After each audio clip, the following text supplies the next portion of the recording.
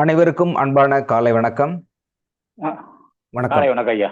அனைவருக்கும் வணக்கம். அன்பான ஞானமும் உங்களது நல்ல கர்மாவும் மட்டுமே உங்களுக்கு அனைத்து இன்பங்களையும் கொடுக்கும்.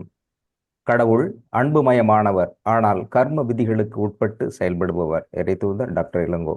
அனைவருக்கும் மீண்டும் அன்பான காலை வணக்கம். ஆம், கடந்த வகுப்புல தொடர்ச்சியாக நம்ம வெற்றியை பற்றி பார்த்து கொண்டு வந்தோம். ஒவ்வொரு சூழலிலும் ஒவ்வொரு விதமான காரணம் வெற்றிக்கு அடிப்படையாக இருந்திருக்குது. அதில் ஆன்மீகத்தில் ஒரு ஒரு ஒரு செயல் எடுத்துக்கிட்டாக்க அதில் வெற்றி பெறுவதற்கு நிறைய காரணிகள் இருக்குது. தொடர்ந்து பேசலாம். நிறைய பேர் அதில் சொல்லிகிட்டு இருந்தாங்க. இன்னும் சில பேர் வெற்றி இப்படி இருந்தால் வெற்றி பெற முடியும், வெற்றிக்கான ஃபார்முலானா இதுதான் அப்படிங்கிற விஷயத்த நிறைய ஷேர் பண்ணிகிட்டு இருந்தாங்க. கண்டினியூ பண்ணலாம். அதற்கு முன்பாக வெற்றி அப்படிங்கிறதுல ஒரு ஆன்மீகம், ஒரு குரு என்ன செஞ்சார் ஆன்மீகத்தில், ஆன்மீக வகுப்பில் இறைவனை அடைவது எப்படி அப்படின்னு ஒரு போதனை நடத்திக்கிட்டு இருந்தார். நீண்ட நாட்களுக்கு பிறகு ஒரு டெஸ்ட் வைக்கிறாங்க. டெஸ்ட் வச்ச போது 2 பேர் தான் தேர்வாகிறாங்க. மற்றவங்கெல்லாம் வழக்கமாக ரிஜெக்ட் ஆகுறாங்க. 2 பேர் மட்டும் செலக்ட் ஆகுறாங்க. ஸோ அந்த செலக்ட் ஆனவங்க கேள்வி கேட்குறாங்க. குருவே, நாங்கள் 2 பேர் மட்டும் செலக்ட் ஆகிருக்கோம், அது ரொம்ப சந்தோஷமாக இருக்குது.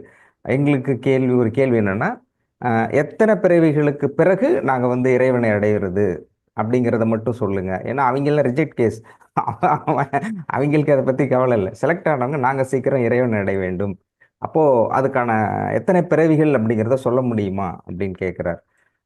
உடனே குரு என்ன பண்ணுறாரு, ஸோ இந்த ஆசிரமத்திலிருந்து வெளியில் போய் பாருங்க. வெளியில் ஒரு பெரிய அரச மரம் ஒன்று இருக்குது. அந்த அரச மரத்தில் எத்தனை இலைகள் இருக்குது அப்படின்னு நீங்கள் எண்ணிட்டு வாங்க.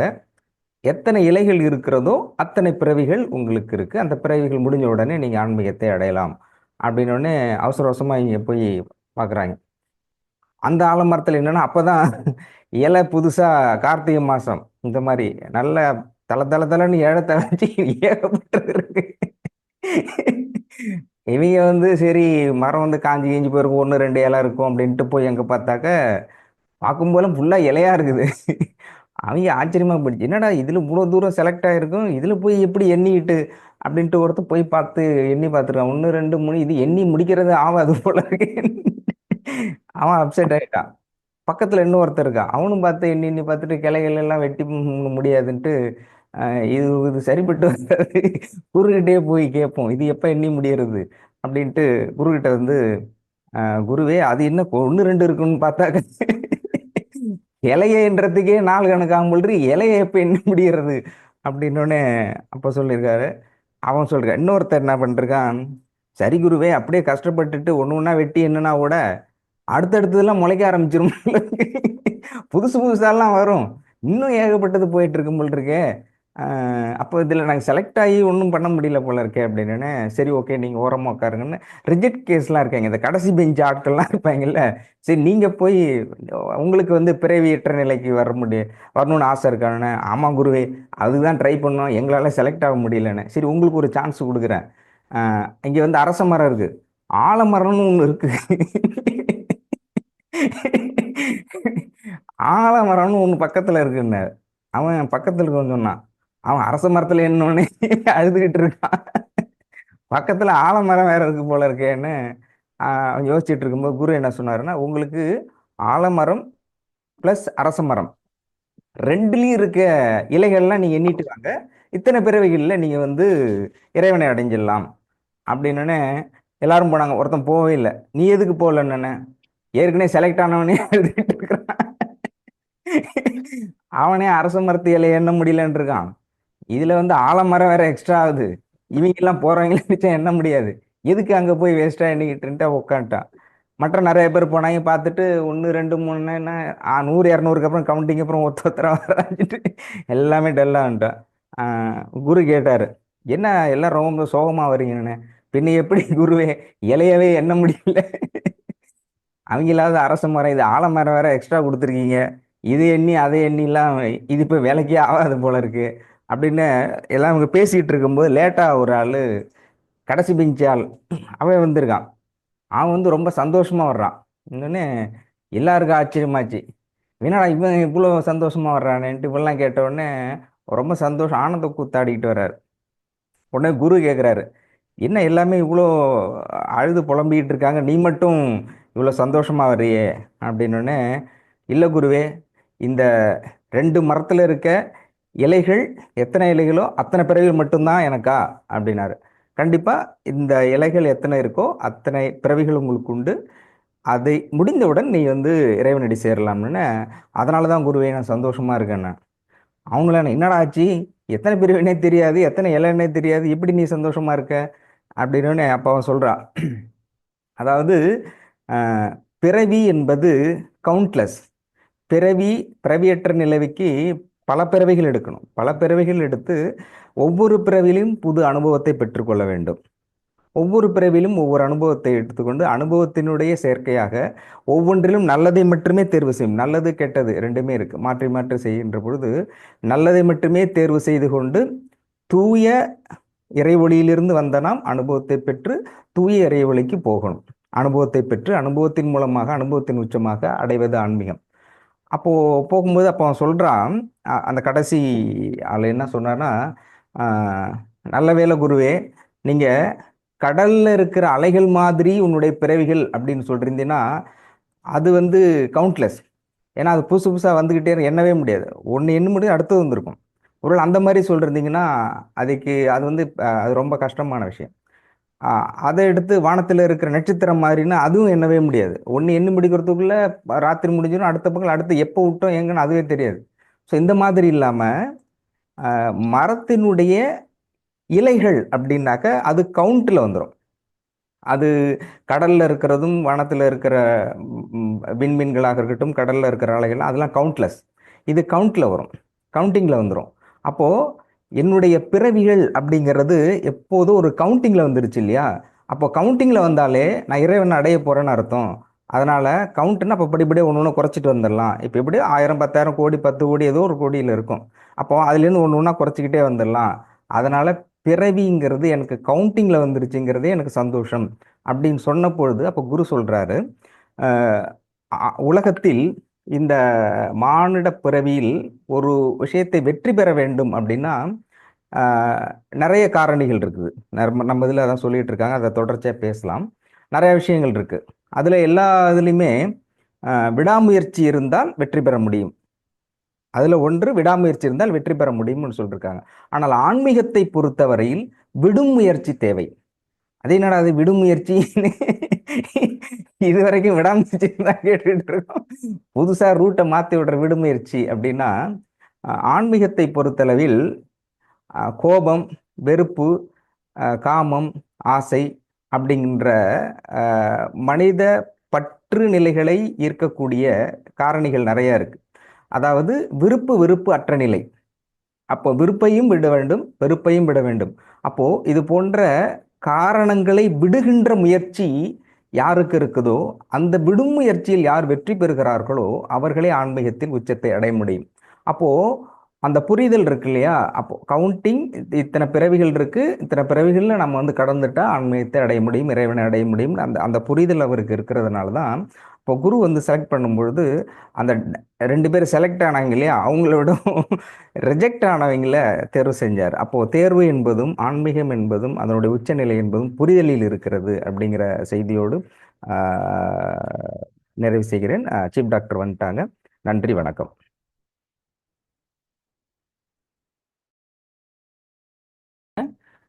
வந்து அதை தனியா போட்டு நீங்க தனியா கறி எல்லாம் போட்டு கறி வரகு கறி இந்த மாதிரிலாம் போட்டு நெருப்பு வச்சு அதில் தான் போடணும்.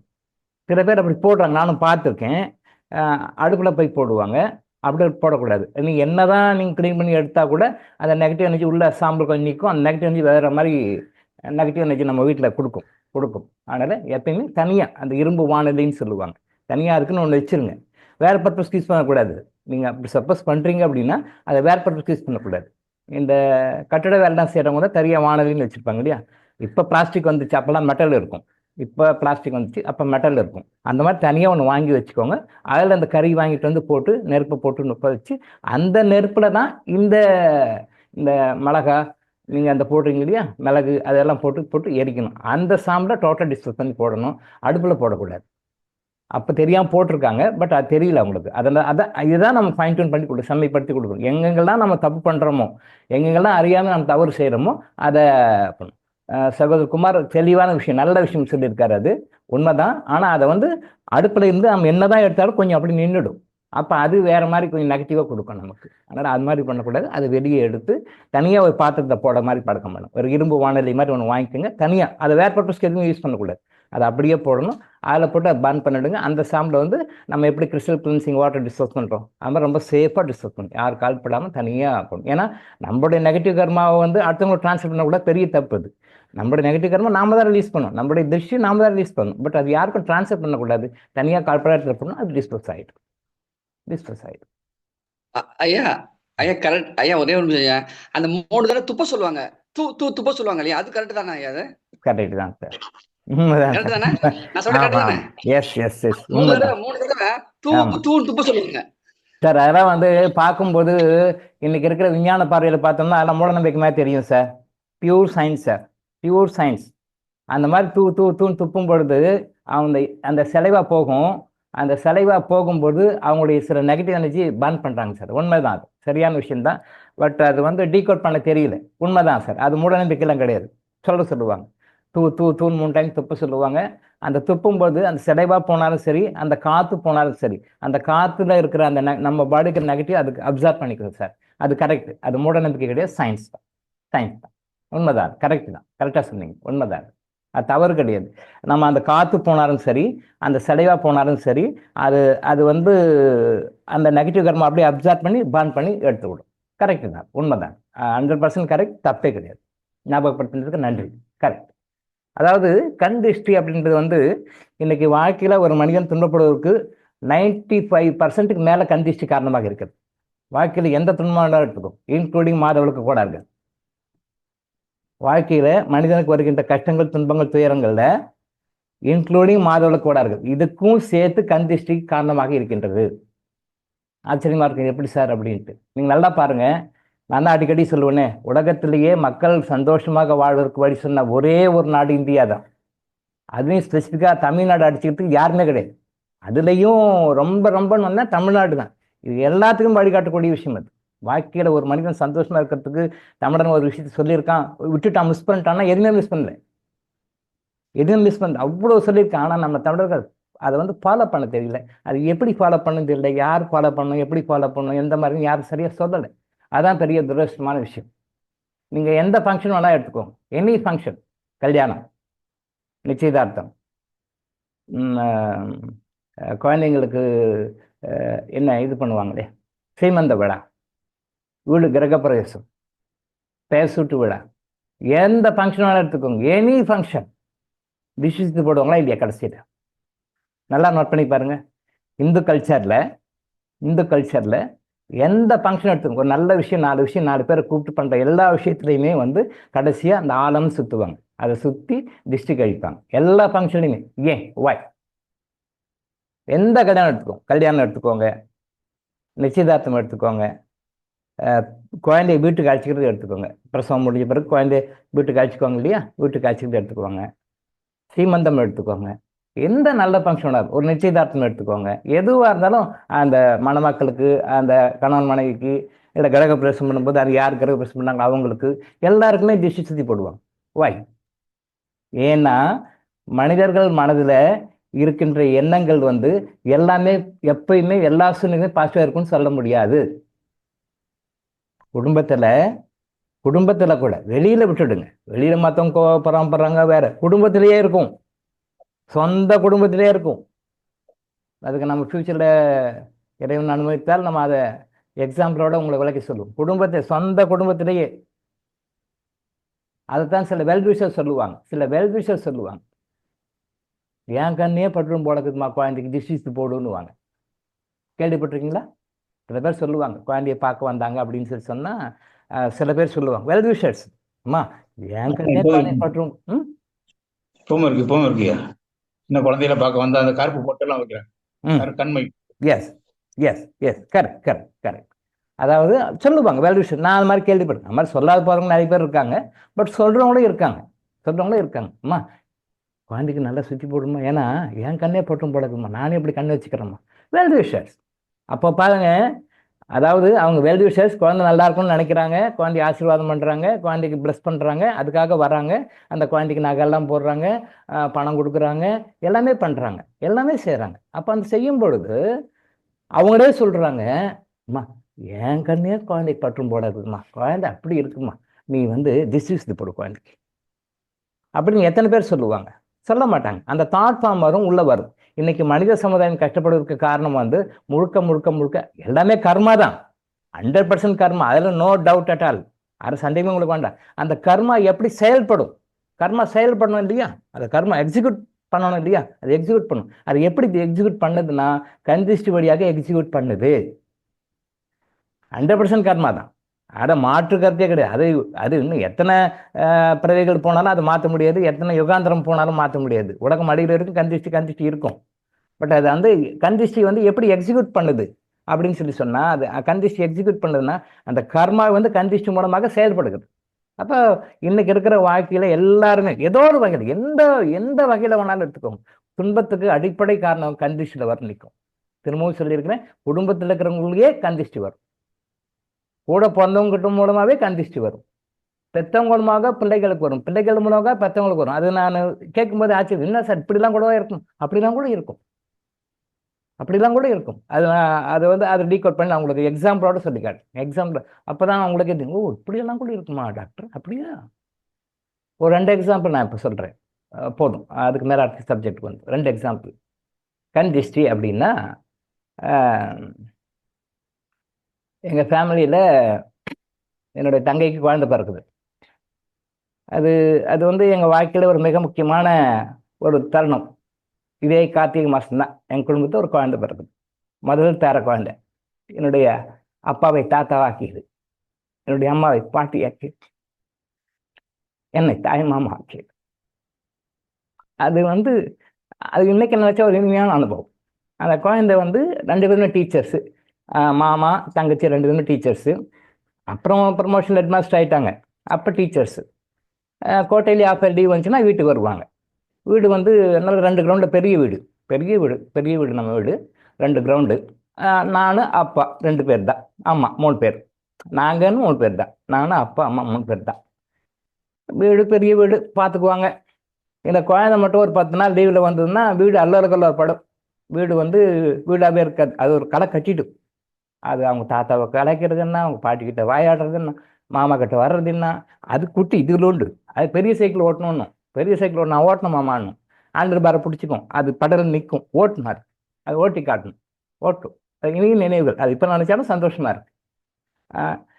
காலேஜுக்கு போக முடியாது, கம்பெனி போய் பார்க்க முடியாது, 10 நாள் லீவு, எந்த வேலையும் போக மாட்டேன். காலேஜ் மட்டும் போயிட்டு அட்டன் பண்ணுறது, கம்பெனி கூட போக மாட்டேன், இல்லை நீங்கள் இது பார்த்துக்கொண்டு. அது வந்து 10 நாள் வீட்டு வந்து ஒரே கரெக்டாக இருக்கும்.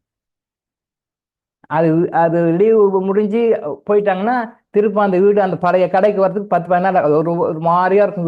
வீடே ஒரு மாதிரியாக இருக்கும். அந்த குழந்தை வந்துட்டு போச்சுன்னா 10 நாள் அமோகமாக இருக்கும் வீடு.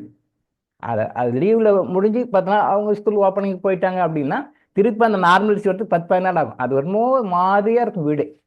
அப்புறம் தான் ஒரு நார்மலுக்கு வரும். அவ்வளோ பெரிய வீட்டில் நாங்கள் 3 பேர் தான். அந்த குழந்தை ஒரு டைம் ஒரு கோட்டையில் லீவில் வந்துருக்கும் போது ஒரு 2:30 மணி இருக்கும்னு நினைக்கிறேன். 4 வயசு இருக்கும் அந்த குழந்தைக்கு. 4 வயசு 4-5 வயசு இருக்கும். மார்க்கெட்டுக்கு போயிட்டு வரேன்னு சொல்லிட்டு அம்மாவும் சிஸ்டரும் கூப்பிட்டு போகிறாங்க, பாப்பாவை கூப்பிட்டு போகிறாங்க. மார்க்கெட்டுக்கு போயிட்டு வரேம்மா அப்படின்னு சொல்லிட்டு போகிறாங்க. வீட்டில் அமௌண்ட் எடுத்துகிட்டு பேக்கெல்லாம் எடுத்துகிட்டு போயிட்டு வரேன். மார்க்கெட் போயிட்டு வராங்க. இதை நானும் வரேன், சரி பாப்பா கூப்பிட்டு போகலாம். கூப்பிட்டு 4-5 வயசு இருக்கும்னு நினைக்கிறேன். போயிட்டு ஒரு 1 ஹவர் இருக்கும். 1 ஹவர் கழிச்சு திடீர்னு வீட்டுக்கு வராங்க. பாப்பா கூப்பிட்டு வராங்க. கை கால்லாம் சிரிட்டு போய்க்குது, பேச்சு மூச்சுல அப்படியே ரொம்ப இதுவாக இருக்கும், ரொம்ப பேத்தட்டிக் கண்டிஷன். அப்படியே அழுதுன்னு வராங்க 2 பேரும், அம்மாவும் சிஸ்டரும் அழுதுட்டு வராங்க.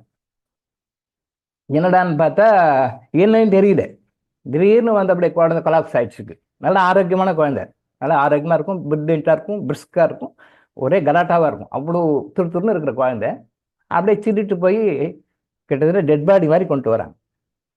என்ன பண்ணியிருக்காங்க, போன உடனே போயிருக்காங்க காய்கறி பர்ச்சேஸ் பாதுக்கும் போதே அப்படியே குழந்தை அப்படியே கொலாப்ஸாக அப்படி இருந்துட்டு இருக்கு வந்துட்டு. அப்புறம் உடனே அக்கம் பக்கத்தில் கூப்பிட்டு போயிட்டு அவங்க பக்கத்து வீட்டில் போயிட்டு திஷ்டி சுற்றி போட்டிருக்காங்க. அதான் சொல்ல வரேன் நான். ஒன்று திஷ்டி, இப்போ நீங்கள் சொல்கிறோமே இந்த மெத்தடெல்லாம் பண்ணிக்கிறாங்க, ஏதோ குழந்தை திஷ்டி போட இருக்குது அப்படின்னு சொல்லி திஷ்டி சுற்றி போட்டிருக்காங்க. ஏன்னா அம்மா டீச்சரு, ஆசிரியருடைய மனைவினால் தெரியும் அவங்களுக்கு. வாங்க வாத்தியாரம்மா, நம்ம வீட்டில் வாங்க, நம்ம வீட்டுக்கு வாங்க அப்படின்னு சொல்லி உட்கார வச்சு, இப்போ நீங்கள் சொன்ன திருஷ்டியெல்லாம் பண்ணியிருக்காங்க எல்லாருமே. இப்படி பண்ணுறது அப்படி பண்ணுறது என்னமோ நிறைய மெத்தட் பண்ணிக்கிறாங்க. என்ன பண்ணியும் சரியாகலை. சரி, டாக்டருக்கு ஹாஸ்பிட்டலுக்கு கூப்பிட்டு போகலான்னு சொல்லியிருக்காங்க. டாக்டர்கிட்ட கூப்பிட்டு போகலாம், என்னன்னு தெரியல. அவங்க வீட்டில் என்ன சொல்லிக்கிறாங்க, அம்மாவும் சிஸ்டம் இல்லை வேணாம், வீட்டுக்கு போகலாம், வீட்டுக்கு போயிட்டு அது இளங்கோ இருக்குது, அப்படி இளங்கோ பார்த்து என்னன்னு தெரிஞ்சுட்டு போகலாம், அப்படி போனால் கூட இளங்கோ கன்சல்ட் பண்ணிட்டு போகலாம், நம்ம இங்கே வெளில போக வேண்டாம் அப்படின்னு. இல்லை இல்லைங்க வேணாம், நம்ம ஆம்புலன்ஸ் புக் பண்ணி குழந்தை ஹாஸ்பிட்டல் கூப்பிட்டு போகலான்னு. இல்லை வேண்டாம் வேண்டாம். அவங்களும் பக்கத்தில் வாத்தியாரமாக உட்காருங்க அப்படின்னு சொல்லி குழந்தைக்கு என்னென்னமோ பண்ணிக்கிறாங்க, என்னென்ன வித்தைகளோ பண்ணிக்கிறாங்க. அத்தனை இன்க்ளூடிங் இந்த மெத்தட், மிளகா எலும்பு சுற்றி போடுறது, எல்லா விதையும் பண்ணிக்கிறாங்க. ஒன்றும் வேலை, குழந்தை கொலாஸ் தேய்ச்சி முடிச்சுல அப்படி கை காலெலாம் சில்லிட்டு போச்சு, குழந்தை இறந்தே போச்சுன்னு முடிவு பண்ணிட்டாங்க. அப்படி அழுதுட்டு வராங்க வீட்டுக்கு. வந்தால் என்னன்னு சொல்லி பார்த்தா அழுறாங்க எல்லாரும். அவங்க பேச்சு வரல. பாப்பா கூப்பிட்டு போனோம், மார்க்கெட் இப்படி ஆகிப்போச்சு. அப்புறம் பக்கத்தில் 2-3 பேர் வீடு சொன்னாங்க பேர். அவங்க சொல்லி அவங்க வீட்டுக்குலாம் போய் இவங்களாம் இதெல்லாம் பண்ணாங்க. ஒன்றுமே என்ன பண்ணுறது புரியல. போகும் என்ன நினைக்கிறீங்க சத்தம்? நானே அது அப்படி ஸ்டன் ஆகிட்டேன். பேச்சு மூச்சில் அப்படியே சில்லு இருக்குது. போகும்போது குச்சிட்டு சந்தோஷமா ஹாப்பியாக போனது. மாமா அவங்களுக்கு என்ன வேணும் அப்படின்னு எனக்கு கேட்குது. என்ன வாங்கிட்டு வரணும் எனக்கு அப்படின்னு கேட்குது. அது என்னமோ சம்பாதிச்சு கையில் பணம் வச்சுக்கிற மாதிரி, உங்கள் மாமா உங்களுக்கு என்ன வாங்கிட்டு வரணும் அப்படி கேட்கு.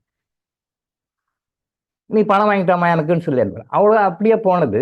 வரும்போது அப்படியே டெட் பாடி மாதிரி வருது. கிட்டத்தட்ட டெட் பாடி தான்.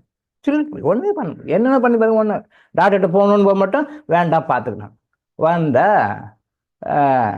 நானும் என்னென்ன இதை பண்ணிப்பேன், ஒன்றும் வேலைக்கு ஆகுது. கடைசியில் கிறிஸ்டல் தான் எடுத்தேன். கிறிஸ்டலை எடுத்து கிறிஸ்டலில் கிளன்சிங் பண்ணி சால்ட் வாட்டர் போட்டு ப்ளஸ் அந்த ஹோலி மஞ்சத்தூள், அப்புறம் மூலிகைத்தூள் இதெல்லாம் கொஞ்சம் போட்டு, ஹோலி பவுடர்ஸ் எல்லாம் இருக்குது. அந்த இப்போ நான் கொடுக்குறேனே கிறிஸ்டல் கிளன்சிங் ஒரு பவுடர் கொடுக்கும்போது, மஞ்சள் கலர் ஒரு பவுடர் கொடுக்க மாட்டியா, அந்த மூலிகை 18 மூலிகைகளுடைய கலவை. அது 18 மூலிகைகளுடைய கலவை அந்த பவுடர். அந்த பவுடரை போட்டு கிளன்சிங் பண்ணிட்டு எனர்ஜி எடுக்கிறேன். கிட்டத்தட்ட 1 hour கிளன்சிங் பண்ணுறேன். 1 hour கிளன்சிங் பண்ண இப்போ நார்மல் ஆயிடுச்சு. இப்போ நார்மல் ஆயிடுச்சு. அந்த 1 hour கிளன்சிங் ஆகிறது வரைக்கும் யார் கையிலையும் உயிர் இல்லை. அந்த இடத்துல போல்டாக நான் தான் பண்ணேன். அப்பாவும் கொஞ்சம் வெளில போயிருந்தார், நான் மட்டும்தான் இருக்கேன் வீட்டில். அப்போது அந்த கிளன்சிங் பண்ணி எடுக்கிறேன். அப்படியே கொஞ்சமாக அப்படி கொஞ்சம் அசைவு வருது. அப்புறம் கொஞ்சம் அப்படியே மூச்சு அப்படியே லைட்டாக வருது. அப்புறம் அப்புறம் மூச்சு கொஞ்சம் பிரெத் கொஞ்சம் வருது. அப்படியே அப்படியே நார்மல் பண்ணி 1 hour கிளன்சிங் பண்ண பிறகு தான் குழந்தை அப்படியே முடிச்சு எழுந்து உட்காரு. அது வாழ்க்கையில் மறக்க முடியாத தருணம். அது என்னுடைய லைஃப்பில் மறக்க முடியாத தருணம். அது கிறிஸ்டல அந்த மாதிரி ஒரு எமர்ஜென்சி அன்னைக்கு நான் அதை யூஸ் பண்ணேன் ஃபர்ஸ்ட் டைம். அதை கிறிஸ்டல அதை கிளன்சிங் பண்ணி எடுக்க குழந்தை நார்மல் ஆச்சு விதின் 1 hour. பட் 1 hour ஆச்சு. அது கிராஜுவலாக அப்படியே ஸ்டெப் பை ஸ்டெப்பாக அப்படியே எடுத்து 1 hour நார்மல் ஆச்சு. அது பெரிய மிராக்கிள், என்னுடைய லைஃப்பில் பெரிய மிராக்கிள் அது. பட் என்னையே அப்படியே ஒரு ஆட வச்ச ஒரு சம்பவம். அது என்னடா விஷயம்னு சொல்லிட்டு கிளியர் வாய்ஸில் பார்த்தா, மெடிடேஷனில் உட்காந்து பார்த்தா, என்னுடைய தாய் மாமாவுக்கு அடித்தா நெகட்டிவ் எனர்ஜி. என்னுடைய சொந்த தாய் மாமா ஏற்ற வீட்டில், அதாவது எங்கள் வீடு இருக்கும், எங்கள் வீட்டுக்கும் ஏற்ற எங்கள் தாய் மாமா வீடு ஏற்ற வீடு. ஜஸ்ட் மதியில் ஒரு 15 அடி கேப் தான். மதியில் ரோடு அவ்வளோ. இந்த பக்கம் எங்கள் வீடு, அந்த பக்கம் அவங்க வீடு. மாமா அவர் உள்ள ஜன்னலிருந்து பார்த்தா எங்கள் வாசப்படி தெரியும். எங்கள் வீட்டு தலைவாசப்படி எங்கள் மாமா வீட்டில் இருந்து சொந்த தாய் மாமா அவருடைய வீட்டில் ஜன்னலேருந்து பார்த்தா தெரியும். எனக்கு மொத்தம் 3 தாய் மாமா. பெரிய தாய் மாமா, நடு, சின்னவர். பெரிய தாய் மாமா அவர் ஓகே, அவர் நல்லதுங்களை கட்டுதல் அப்படி அவரை வச்சு அப்படி இருந்துருவார். சின்ன தாய் மாமா அப்படி அவரால் நல்லதுங்களை கட்டு அப்படி மீடியமாக இருந்துருவார். இந்த நடு தாய் மாமா தான் எனக்கு கண்ண பரமாத்மாவுக்கு கம்சன் மாதிரி. கண்ண பரமாத்மாவுக்கு எப்படி கம்சன் வந்தாரோ தாய் மாமனா, அது மாதிரி எனக்கு அந்த தாய் மாமன் அவர் எனக்கு அப்படி அமைச்சுக்கிட்டார். அது என்னுடைய கர்மா. அது அப்படி ஒரு மாமா அமைச்சார். ஒரு சின்ன விஷயம், ஒரு சாதாரண ஒரு சின்ன விஷயம், அது கொஞ்சம் பெரிய விஷயமா வந்துருச்சு. அது கொஞ்சம் பெரிய ப்ராப்ளமாக போச்சு. அப்படி தான் அவர் இருந்து அவரும் ஒன்றும் சாதிக்கலை. அப்படி தான் நானும் ஒன்றும் சாதிக்கலை. ஒரு சின்ன கருத்து வேறுபாடு, அது ரொம்ப பெருசாக போச்சு. என் மூஞ்ச நீ முடிக்க வேண்டாம், நான் மூஞ்சி முடிக்க வேண்டாம், என் சாவுக்கு நீ வர வேண்டாம், உங்கள் சாவுக்கு நான் வர வேண்டாம் அப்படின்னு சொல்லிட்டு சாதாரண ஒரு மேட்ரு. அது பின்னால் எப்போ வாய்ப்பு வரும்போது சொல்கிறேன். நான் ஃபார் யுவர் அண்டர்ஸ்டாண்டிங் சொல்கிறேன். அது அப்படியே பெருசாகி போச்சு. பட் இருந்தாலும் அப்படி ஒன்றும் குட்டிக்க மாதிரி ஒன்றும் விஷயம் கிடையாது. சாதாரண விஷயம் தான், காரணம் போகிற விஷயம் தான். அது ஒரு பெரிய விஷயமா ஒரு ஆச்சு. அப்படியேன்னா கூட அது யாரு? உன்னுடைய தங்கச்சியுடைய பேட்டி தானே. யாரோ எதிரியோ யாரோ கிடையாது, உன்னுடைய கூட பிறந்த தங்கச்சியுடைய பேட்டி. அப்போ அது உனக்கு பேட்டி மாதிரி தானே. அதை ஜஸ்ட் அவர் வீட்டிலேருந்து பார்த்துருக்கிறார், அவ்வளோதான். ஜஸ்ட் வீட்டிலேருந்து பார்த்துருக்கிறார், அவ்வளோதான். அவர் என்ன நினச்சி பார்த்தாருன்னு வேறு சப்ஜெக்ட். அவர் என்ன நினச்சி பார்த்தாருன்னு அது வேறு சப்ஜெக்ட், அதை பற்றி பேசணும். ஜஸ்ட்டு அவர் பார்த்தா தாட் ஃபார்ம் நெகட்டிவ் அனுப்பிச்சிக்கிட்டார், நினைச்சிருக்கிறார், அவ்வளோதான். இது போய் குழந்தை அப்படி விட்டுருந்தா குழந்தை இறந்தே போயிட்டுருக்கும். நான் அன்னைக்கு மட்டும் சித்தர் பெருமக்களும் இறைவனும் நம்ம கை கொடுத்து கிறிஸ்டலை கொடுத்து அன்னைக்கு கிறிஸ்டல் மூலமாக அந்த குழந்தைகிட்ட கண்டிச்சு எடுக்க முடியாமல் விட்டுட்டு இருந்தா குழந்தை இறந்துட்டு இருக்கும். அப்போ அன்னைக்கு இறைவனும் சித்தர் பெருமக்களும் அந்த கிறிஸ்டலை என் கையில் கொடுத்து அந்த கிறிஸ்டல் மூலமாக அதை கிளன்சிங் பண்ணி எடுத்து அதை கொடுத்த பிறகு குழந்தை காப்பாற்றணும். எவ்வளவு கன்ஜிஸ்டி பாருங்க. சொந்த தாய்மாமன் அவருடைய தங்கச்சி பேத்தி, அது குழந்தை, சின்ன குழந்தை. உனக்கும் எனக்கும் 1000 இருக்கட்டும், அது வேற சம்மந்தம். அது குழந்தை இல்லை, அது இன்னொரு வீட்டு பிள்ளை இல்லை. அது எங்களுக்கும் உங்களுக்கும் 1000 பிரச்சனை, அது வேற சமாச்சாரம். பட் உனக்கு அது தங்கச்சி பேத்தி, அது அவங்க குடும்பம். நீ உனக்கும் தங்கச்சிக்கும் எனக்கும் பிரச்சனைனா உனக்கும் தங்கச்சி பிள்ளைக்கும் எனக்கும் பிரச்சனை தான். பட் அதுக்கு லிங்க் பண்ணக்கூடாது இல்லையா? அவர் அனுப்பிச்ச தாட் ஃபார்ம் குழந்தை செத்து பழைச்சது. இது ஒரு உதாரணம். அப்படின்னா எதுக்கு சொல்ல வரேன்னா, இந்த கந்திஷ்டி எடுக்கக்கூடிய அமைப்புகள் நிறைய இருக்கு. கிட்டத்தட்ட கந்திஷ்டின்னு சொல்லி பார்த்தோம்னா அது கிட்டத்தட்ட ஒரு 300-400 வகையான கந்திஷ்டி வகைகள் இருக்கு. இன்னமும் இன்னும் சப்செக்ஷன் போனால் நிறைய இருக்கு. கிட்டத்தட்ட 700-800 வகையான கந்திஷ்டிகள் இருக்கு. இப்போ நம்ம பேசுறது 1-2 தான் பேசிட்டு இருக்கோம். நம்ம 1-2 தான் பேசிட்டு இருக்கோம். அது கிளாஸிஃபை பண்ணோம்னா கிட்டத்தட்ட 300-400 கிளாஸிஃபை பண்ணலாம். அதையும் இன்னும் சப்டிவிஷன் பண்ணோம்னு வச்சுங்களேன், கிட்டத்தட்ட 700-800 வகையான கந்திஷ்டிகள் நம்முடைய மனித வாழ்க்கையில் நம்மை பாதிக்கின்ற கந்திஷ்டிகள் சொல்லி சொன்னோம் அப்படின்னு சொன்னால் கிட்டத்தட்ட 700-800 வகையான கந்திஷ்டிகள் இருக்குங்க. நம்ம சும்மா 2-3 மட்டும்தான் பேசிட்டு இருக்கோம். இல்லை மிஞ்சி போனால் 4-5 கிருஷ்ணகிரி பேசிட்டு இருக்கோம். ஸோ இந்த கஷ்டிட்டி டியூ நம்ம பாஸ்ட் லைஃப் கர்மாஸ், கர்மாவனால அப்படி பாதிக்கும். ஸோ அந்த கர்மாவை எக்ஸிக்யூட் பண்ணுதுன்னா கந்திஷ்டி மூலமாக எக்ஸிக்யூட் பண்ணுது. கந்திஷ்டி மூலமாக நான் கஷ்டப்படுறோம். கந்திஷ்டி சாதாரணமாக நினைக்காதீங்க, நினைக்காதீங்க. அதுக்கு ஒரு உதாரணம் தான் இப்போ என்னுடைய லைஃப்பில் மறக்க முடியாத ஒரு சம்பவம். அதை நான் சொன்னேன். இந்த கார்த்திகை மாதம்னாலே எங்கள் அந்த பேர குழந்தை கவனம் தான் வரும். ஏன்னா எங்கள் வாழ்க்கையில் அது ஒரு பெரிய மாற்றத்தை, ஒரு சந்தோஷத்தை கொடுத்தது. அது முதல்ல எங்கள் வீட்டு முதல் பேர குழந்தை. அப்புறம் அதுக்கு பிறகு பேர குழந்தைகள் பிறக்கிறாங்க, எனக்கு பிறக்கிறாங்க, அது வேறு சமாச்சாரம். எல்லாம் செகண்டரி தான், அதான் பிரைமரி. முதல்ல என்னை தாய்மாமன் ஆக்கியது, எங்கள் அப்பாவை தாத்தாவாக்கியது, என்னுடைய அம்மாவை பாட்டி ஆக்கியது. அந்த குழந்தையினுடைய வருகை எங்களுக்கு எல்லாரும் ரொம்ப சந்தோஷம். இப்போ நினைச்சா அந்த சந்தோஷம் மனம் பூரிக்கிறது. அந்த குழந்தைய சாகடிக்க பார்த்தாங்களே, ஜஸ்ட் அவர் எங்கள் மாமா என்ன நினைச்சாருன்றது வேறு சமாச்சாரம். ஜஸ்ட் அவர் அடித்த அந்த தாட் ஃபார்ம், அவர் நினைச்சது கிட்டத்தட்ட 15 அடிக்கு அந்த பக்கம் அவர் ஜன்னலேருந்து குழந்தைய பார்த்துருக்காரு. வெளில போகிறாங்க, வெளில போகும்போது பார்த்துருக்கிறார். பார்த்தது மட்டும்தான் இதை கொண்டு போய் அந்த குழந்தை அன்னைக்கு மட்டும் கிறிஸ்தவம் சித்தர்களும் இறந்துனா குழந்தை காலி, அன்னைக்கே காலி, ஸ்பாட் அவுட்டு தான். அப்படிதான் கொண்டு வந்தாங்க குழந்தைய. எனக்கு உங்களுக்கு என்ன மாமா வாங்கிட்டு வரணும், எது என்னமோ இப்பயும் எனக்கு நினைச்சா சிரிப்பாக தான் இருக்கு. அது என்னமோ பாக்கெட் சம்பாதிச்சு பார்த்துச்சுங்களா, மாமா உங்களுக்கு என்ன வாங்கிட்டு வரணும் அப்படின்னு சொல்லி கேட்கும். பணம் வாங்கிட்டு வாமா அப்படின்னு சொல்லி சொன்னேன். ரைட், போனது அப்படியே டெட் பாடி மாதிரி கொண்டு வராங்க. கை காலம் சுத்தமாக சிரிட்டு போச்சு. வேற டாக்டர்ஸ் பார்த்தோன்னா இது முடிஞ்சு போச்சுன்னு கதைன்ட்டு இருப்பாங்க. பட் அது கிறிஸ்டலை வச்சு எடுத்து நாங்கள். ஸோ எதுக்காக அந்த கிறிஸ்டல் நீங்கள் யூஸ் பண்ணோன்னு சொல்லி சொன்னோம்னா, உங்களுக்கு கண்ணுக்கு தெரிந்தும் தெரியாத அந்த நெகட்டிவ் எனர்ஜிஸை, அந்த கண்டிஷனில் கிறிஸ்டல் எப்பவுமே அப்சர்வ் பண்ணிக்கும். ஸ்பெஷல் அக்கேஷனாக நான் அப்போ பண்ணேன். அப்போது குழந்தைய படுக்க வச்சு டோட்டலாக அந்த கிளன்சிங் ப்ராசஸ் பண்ணி அப்பப்பயே அந்த டிஸ்போஸ் பண்ணி பண்ணேன். 1 hour பண்ண பிறகு தான் குழந்தை நார்மலுக்கு வந்துடுது. நார்மல் ப்ரீத் நார்மல் அப்புறம் எழுந்து உட்காந்து பழைய மாதிரி அந்த ஆக்டிவிட்டிக்கு வந்துச்சு. பாருங்கள், ஒரு 1 hourக்கு முன்னாடி இறந்து போகிற கண்டிஷனில் உடம்புலாம் சிலிட்டு இருந்த குழந்தை அடுத்த 1 hour திருப்பி அதே நார்மலுக்கு வந்துச்சு. அதே அப்போ சொல்லுது, என்னம்மா எனக்கு பணம் வாங்கி தரேன்னு சொன்னீங்க, வாங்கி தந்தியா அப்படின்னா, இல்லை மாமா எனக்கு கூட்டிகிட்டு வந்துட்டாங்க, என்னன்னு தெரியல, நான் கூப்பிட்டு வந்தேன், திருப்பி போய் வாங்கிட்டு வருவா அப்படின்னு கேட்குது. திருப்பி பழைய நார்மல் செஞ்சு பார்த்துங்க. நான் கேட்குறேன் அதுக்கிட்ட, என்னம்மா பணம் வாங்கி தரேன்னு சொன்னீங்க, வாங்க மாமாவுக்கு பணம்னா, இல்லை மாமா நான் வந்துட்டேன், நான் போய் திருப்பும் வாங்கி தரேன், போகிறேன் அப்படின்னு சொல்லிட்டு பழைய ஆக்டிவிட்டி 100% நார்மல். அப்போ ஒரு 1 hour முன்னாடி இறக்க போகிற கண்டிஷனுக்கு கை காய்ச்சலிட்டு போன குழந்தை அதே அடுத்த 1 hourல பழைய மாதிரி பிரிஸ்காக வந்துச்சுன்னா, இந்த 1 hourல என்ன நடந்து பாருங்க. Removal of negative energy, removal of கண்டிஸ்டி ஃப்ரம் தட் ஆரா. அந்த குழந்தையோடைய ஆறாருந்து வெளியெடுக்கும். ஆறாவிலேருந்து வெளியெடுக்கணும், உடம்புல இல்லை, ஆறாவிலேருந்து வெளியெடுக்கணும். அதை எடுத்த பிறகு ஸோ அதனால தான் கிறிஸ்டல் யூஸ் பண்ணுங்க. ஏன்னா இன்னைக்கு யாருமே 99.9% யாரும் நல்ல எண்ணவங்களாம் கிடையாது. சும்மா சொல்லிக்கலாம் நம்ம அன்பு பாசம் அதெல்லாம் கிடையாது. நம்மளும் அறியாமல் நம்ம கிட்டேருந்து ஒரு thought form, negative thought form போகும். ஈவன் குடும்பத்துக்குள்ளதே கூட அதனால தான் அதை வந்து நீங்கள் ஃபில்டர் பண்ணுறதா கிறிஸ்டல் யூஸ் பண்ணுங்க அப்படின்னு சொல்லிட்டு. ஸோ ஒரு ஒரு ரகசியம் இந்த டைமில் வெளிப்படுத்தப்படுகிறது. கேசியம் சாப்பிடுங்கன்னு சொல்கிறோம் இல்லையா? கேசியம் கர்மா கிளீனிங் மெடிசன் நம்ம சாப்பிட சொல்கிறோம். அது வந்து கர்மா கிளீனிங் மெடிசன் வந்து நமக்கு ஒரு பர்பஸ்க்காக சாப்பிட்றோம். அந்த பர்பஸ் முடிஞ்ச பிறகு அது விட்டுறலாம். பர்பஸ்க்கு முடிஞ்ச பிறகு அது விட்டுறலாம். ஒரு கல்யாணம் நடக்கணும், ஓகே. ஒரு ஜாப் கிடைக்கணும், ஓகே. ஒரு பிஸ்னஸில் நல்லா இன்கம் வரணும், ஓகே. கடனை தீர்க்கணும், ஓகே. ஒரு குழந்தை பிறக்கணும், ஓகே. ஒரு நல்ல ஜாப் கிடைக்கணும், ஓகே. இது மாதிரி நம்ம வாழ்க்கையில் தேவைகளுக்காக நம்ம கேசியம் கொடுக்குறோம். அந்த கேசியம் முடிஞ்ச பிறகு அதை விட்டுறலாம். அதுக்கு பிறகு கண்டினியூ பண்ணணும்னு அவசியம் கிடையாது. ஆனால் ஒரே ஒரு கேசியம் மட்டும் லைஃப் லாங் சாப்பிடுங்கன்னு சொல்லுவேன். அதுக்காக காசு செலவு பண்ணுறது யோசனை பண்ணுறதுக்கு சாப்பிடுங்கன்னு சொல்லுவேன். பிகாஸ் என்ன கேசியம்னா அது தினமும் உங்கள் வாழ்க்கையில் வருகின்ற கந்திசைகளை போக்கும். அதனால தான் சில பேர் கேட்பாங்க, சார் லைஃப் லாங் கேசியம் சாப்பிடுங்கன்னு சொல்கிறீங்களே, என்ன காரணம்னா அதுக்கு ஆன்சர் இதுதான். சார் பார்ப்போம், சொல்லுறேன், பின்னாடி சொல்கிறேன். விருப்பப்பட்டா சாப்பிடுங்க, இல்லைனா விட்டுடுங்கன்னு சொல்லுவேன். பட் அந்த ஏன் லைஃப் லாங் கேசியம் சாப்பிடணும், கர்மா கிளீனிங் மெடிசன் சாப்பிடணும் காரணம் வந்து இதுதான். ஸோ இப்போ நான் சொன்ன மாதிரி ஒரு பர்பஸ்க்காக இப்போ இத்தனை பேர் இருக்கிறீங்க, 90 பேர் இருக்கிறீங்க அப்படின்னு சொன்னால் எல்லாருக்கும் ஒரு பிரச்சனை இருக்கும், ஒரு தேவைகள் இருக்கும், தேடுதல் இருக்கும். ஸோ அந்த தேடுதல் முடிஞ்ச பிறகு ரைட்டு குட் பை சொல்லிட்டு முடிச்சிடலாம், கேசியம் ஸ்டாப் பண்ணிக்கலாம், தேவையில்லை. ஆனால் இந்த கந்திஷ்டி எடுக்கக்கூடிய அந்த கர்மா கிளீனிங், அதுவும் கர்மா கிளீனிங் மெடிசன் தான், அதுவும் போய் டிஎன்ஏ போய் வேலை செய்யும்.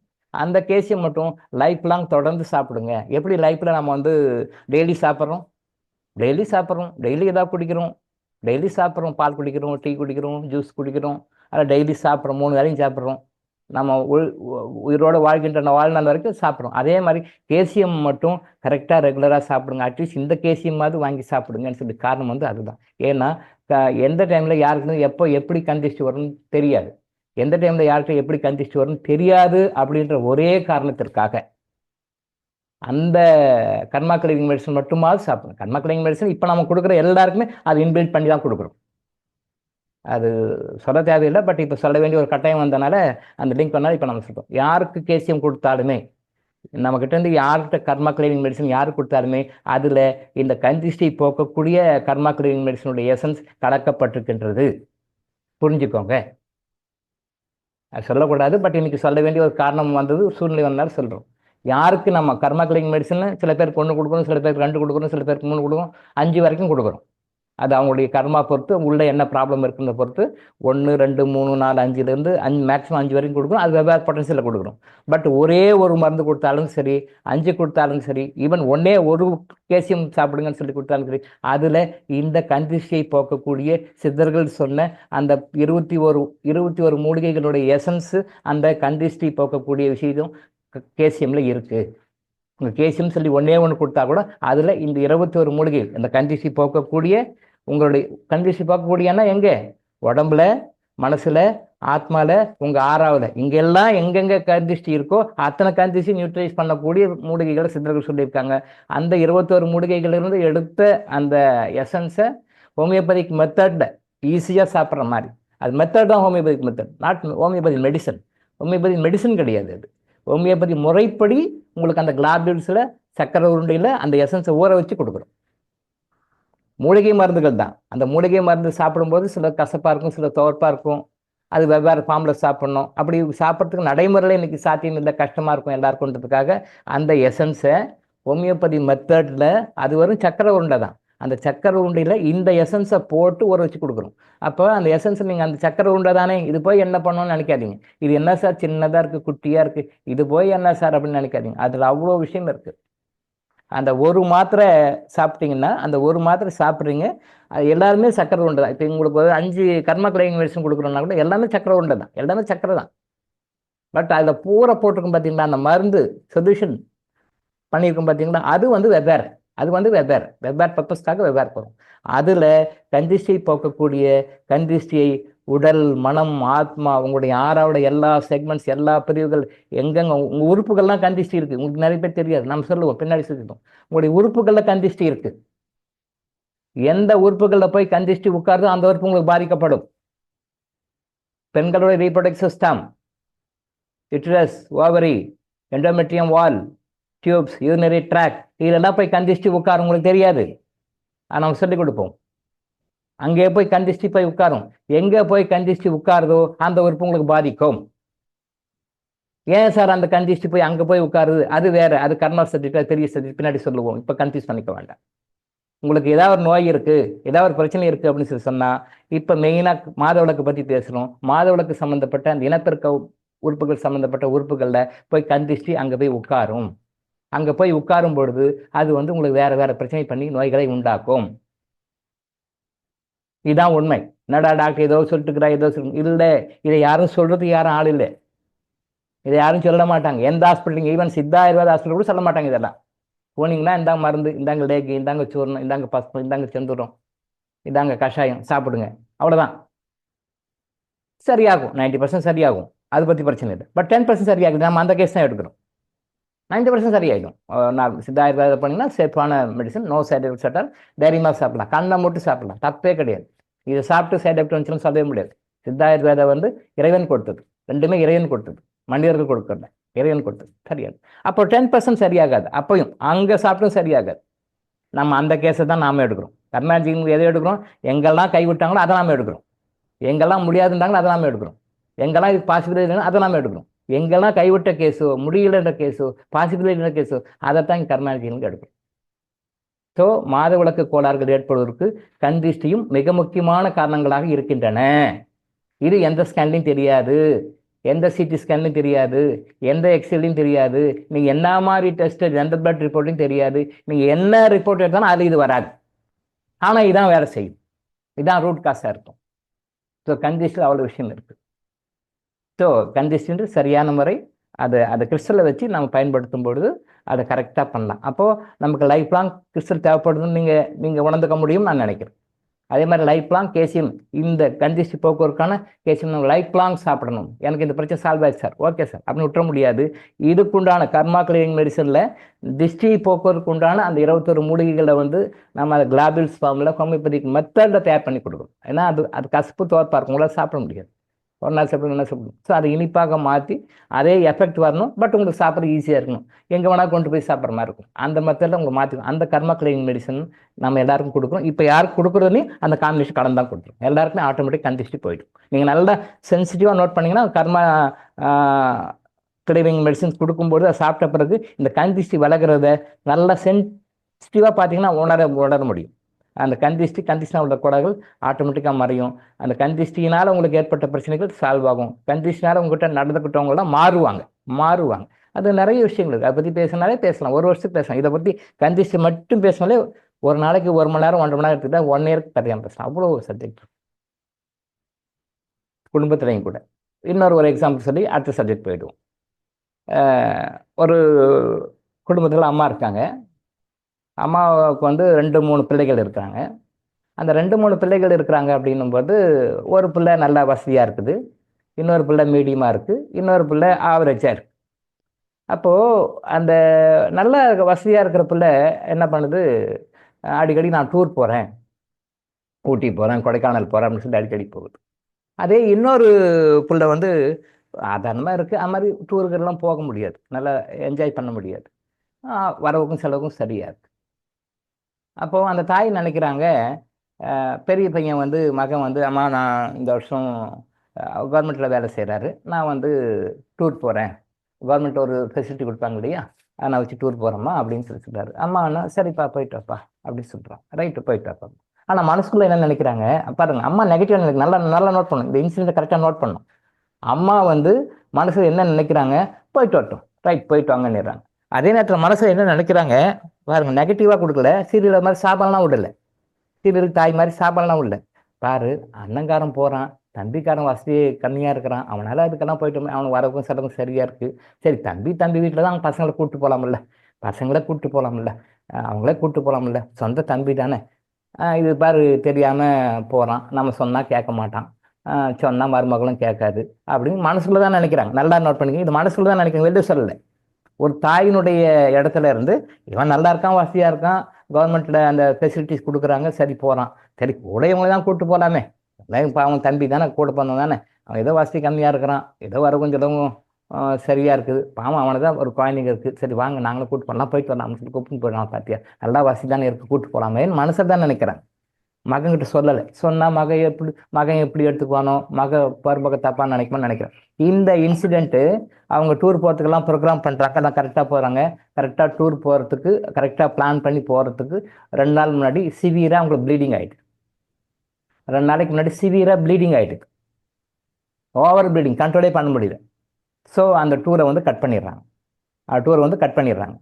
Over bleeding. ஏன்னா ட்ரை பண்ணிட்டாங்க, மாத்திரை போட்டு சாப்பிடலாமான்னு பார்க்குறாங்க. ஆனால் மாத்திரை சாப்பிட்டா கண்ட்ரோலுக்கு வரல. சரி பார்க்குறாங்க, இவ்வளோ ப்ளீடிங் கொட்டிக்கிட்டு நம்ம அங்கே போயிட்டு வந்துட்டா ரொம்ப கஷ்டமாக இருக்குது, டூரை வந்து கேன்சல் பண்ணிடுவோம்னு சொல்லிட்டு கேன்சல் பண்ணிடுறாங்க. இது ஒரு உண்மையாக நடந்த ஒரு சம்பவம். கிளேர்வாயன்ஸில் கன்ஃபார்ம் பண்ண சம்பவம். கிளேர்வாயன்ஸில் கன்ஃபார்ம் பண்ண ஒரு சம்பவம். இது ஒரு எக்ஸாம்பிளுக்காக சொன்னேன். இப்போ நல்லா பாருங்கள், அம்மா வந்து தப்பாக நினைக்கல. என்னடா பெரிய பையன் போகிறான், இந்த சின்ன பிள்ளை கஷ்டப்படுது, போட்டு போகலாமே நினைக்கிறாங்க. அந்த தாட் ஃபார்ம் அவங்க கூட்டு போடியேன்னு மனசில் நினைக்கிறாங்க. அந்த நினப்பு வந்து போய் அவங்களுடைய மருமக உடம்புல சில தேவையில்லாத பிரச்சனைகளை உருவாக்கி ஓவர் ப்ளீடிங் போக வச்சு அந்த ட்ரிப்பை கேன்சல் பண்ணுது. போகலை. இப்போ நீங்கள் கிளேர்வாயன்ஸில் பார்க்கும்போது நமக்கு இது தெரியுது, இதுதான் காரணம்னு சொல்லி தெரியுது. இங்கே நல்லா நோட் பண்ணுங்க, அம்மாவுக்கு புள்ள போகக்கூடாதுன்னு நினைக்கல, சின்ன பிள்ளையே கூட்டு போகலாமேன்னு தான் நினைக்கிறாங்க. சாபம் கொடுக்கல, கோவப்படல, டென்ஷன் ஆகல, எமோஷன் நினைக்கிறாங்க. அதை நினைச்ச தாட் ஃபார்ம் அவங்க பிசிக்கலாக மருமகளுடைய உடம்புல ஏதோ பிரச்சனையை உருவாக்கி, தேவையில்லாத ஒரு பிரச்சனை தானே அது. நார்மலாக இருந்த பொம்பளைக்கு தேவையில்லாமல் ஒரு பிரச்சனையை உருவாக்கி ஓவர் பில்டிங் போய் கண்ட்ரோலே வர முடியாமல், இது மருந்து போட்டும் கண்ட்ரோலுக்கு வராது, இங்கே அங்கே மேலே போய் வந்து இறங்கி எல்லாம் ரொம்ப கஷ்டமாக இருக்கும். டூரை கேன்சல் பண்ணாங்க. அப்போ டூர் கேன்சல் பண்ணுவதற்கு மிக முக்கியமான அடிப்படை காரணமாக அம்மா கிட்ட இருந்து போன தாட் ஃபார்ம். அப்போ அம்மா நெகட்டிவ் தாட் ஃபார்ம் எதுவும் அனுப்பல, சும்மா ஒரு குறைப்பட்டுக்கிறாங்க. ஏப்பா அது எப்படி கூட்டு போகலாமே, இந்த குறைப்பட்டுக்கிறதையே இப்படி நினைக்கிற தாட் ஃபார்மே மருமகளுக்கு இப்படி ஒரு பிரச்சனையை கிரியேட் பண்ணி அவங்களுக்கு ஹாஸ்பிட்டலில் போய் அட்மிட் பண்ணி ட்ரீட்மெண்ட் எடுக்கிற மாதிரி கொண்டு போய் விட்டுச்சு. அப்படின்னா ரிட்டனாவோ கோபமாக பேசினாலோ டென்ஷனாக பேசினாலோ நம்ம சீரியல் கொடுக்குற சாபம் மாதிரி கொடுத்தாலோ மருமகளுடைய நிலைமை என்ன ஆகும்? ஒரு எக்ஸாம்பிளுக்காக சொன்னேன். இது மாதிரி நிறைய இருக்குது. நீங்கள் உடனே மாமியார்லாம் இப்படி, மருமகள்லாம் இப்படி, உடனே எங்கள் மாமியார்லாம் இப்படி பண்ணிட்டாங்கன்னு அப்படின்னு நினைக்காதீங்க. உடனே நீங்கள் இப்படி நம்ம தப்பாக நினச்சிக்கூட உடனே இந்த பிரச்சனை இருக்கிறவங்க எல்லாம் உடனே மாமியார் மேலே டவுட் படக்கூடாது. ஓ மாமியார் இப்படிலாம் இதை பண்ணாங்க போல, அதனால தான் எனக்கு இப்படி ஆகுது. இப்போ மென்சஸ் ப்ராப்ளம் இருக்கிறவங்க எல்லாமே உடனே மாமியார்கிட்ட சண்டைக்கு போகக்கூடாது, ஒம்புக்கு போகக்கூடாது. பார்த்தியா டாக்டர் சொல்லிட்டாரு, பார்த்தியா மாமனார் தான் வச்சா, மாமியார் தான் இப்படி பண்ணிக்கிறாங்கன்னு சொல்லிட்டு மாமியார் மேலே போய் தேவையில்லாம தாக்கம் போட்டு எனக்கு நெகட்டிவ் எனர்ஜி நான் அதை கிளியர் பண்ணுற வேலை எனக்கு வைக்காது. எனக்கு வரும், எனக்கு வந்து அதை நான் கிளியர் பண்ணணும், அந்த வேலை எனக்கு வைக்காதீங்க. ஒரு எக்ஸாம்பிளுக்காக அண்டர்ஸ்டாண்டிங்காக சொன்னேன், புரியுதா? அது வரும், எனக்கு வரும். இந்த மாதிரிலாம் நெகட்டிவ் தாட் வரும். எங்கள் குடும்பத்தை குழகம் பண்ணுறீங்க, உங்களால் எப்படி சாப்பாடு நான்வெஜ் கிடைக்க மாட்டேங்குது, உங்களால் கண்டிஷன் போடுறாங்க அப்படின்னு நெகட்டிவ் எனர்ஜி வரும். டெய்லி அதை வேறு டெய்லி ஒரு ½ நான் கிளென்சிங் பண்ண வேண்டியது வரும். டெய்லி காலைல கிளென்சிங் பண்ணிட்டு தான் வருவோம் நம்ம. அது வரும், பரவாயில்ல, அப்போ தப்பா பேலன்ஸ் பண்ணிக்கணும். கிளென்சிங் பண்ண தெரியாதுனா நானும் அவ்வளோதான். அப்போது நீங்கள் அப்படி தப்பாக நினைக்க வேண்டாம். ஒரு உதாரணம் சொல்கிறேன், இந்த மாதிரி நிறைய விஷயங்கள் இருக்குதுன்னு சொல்ல வரேன். இப்போ இந்த இன்சிடென்ட்டை திருப்பி ரிவ்யூ பண்ணி பாருங்கள். மாமியாருக்கு மருமக மேலேயோ மற்றவங்க மேலேயோ யாரும் குறையோ கோவமோ எதுவுமே இல்லை. திரும்ப புரிஞ்சிக்க வேண்டிய விஷயம். திரும்ப ஏன் சொல்கிறேன்னா, உங்கள் மனசில் பதியணுன்றதுக்காக சொல்கிறேன். ஏன்னா யாருமே சொல்கிறதுக்கு ஆள் இல்லை, இது யாருமே சொல்கிறதுக்கு ஆள் இல்லை. ஈவன் சித்தா ஆயுர்வேத டாக்டர்ஸ் கூட இதை சொல்ல மாட்டாங்க, அவங்களுக்கு தெரியாது. அது தேடுதலோட மேலே போனால் சித்தர்கள் இதெல்லாம் காட்டி கொடுக்குறாங்க. இப்படியெல்லாம் இருக்குப்பா விஷயம் புரிஞ்சுக்கோ அப்படின்னு சொல்கிறாங்க. அதை உங்களுக்கு சொல்லிக் கொடுக்க சொல்கிறாங்க, நம்ம சொல்லிக் கொடுக்குறோம். அவங்க மனசை நினைக்கிறாங்க, அவ்வளோதான். நினைச்சதே இப்படி பாதிக்குதுன்னா அப்போ நம்ம மாமியார்கிட்ட மற்றவங்ககிட்ட எப்படி சண்டை பிடிச்சிருப்போம், நாம் எப்படி அவங்களுக்கு சாபம் விட்டுருப்போம், அவங்க நமக்கு எப்படி சாபம் விட்டுருப்பாங்க, என்ன கருத்து வேறுபாடுகள் இருப்போம், எவ்வளோ கருத்து வேறுபாடுகள், பிரச்சனைகள், சண்டைகள், தகராறுகளாக இருக்கும். இது எல்லாமே அவங்க நினைச்சாலும் நினைக்கலனாலும் நமக்கு நோய்களாக, நமக்கு பிரச்சனைகளாக, நமக்கு வாழ்க்கை பிரச்சனைகளாக, நமக்கு துன்பங்கள் தருணங்களாக மாறுமா மாறாதான்னு நீங்கள் முடிவு பண்ணிக்கணும். மாறுமா மாறாதா, இப்படித்தான் நம்ம கஷ்டப்பட்டு இருக்கோம். இப்படித்தான் நம்ம கஷ்டப்பட்டோம். அதனால தான் கணவனாக இருந்தாலும் மனைவியாக இருந்தாலும் மன்னிப்பு கேளுங்கன்னு சொல்கிறோம்.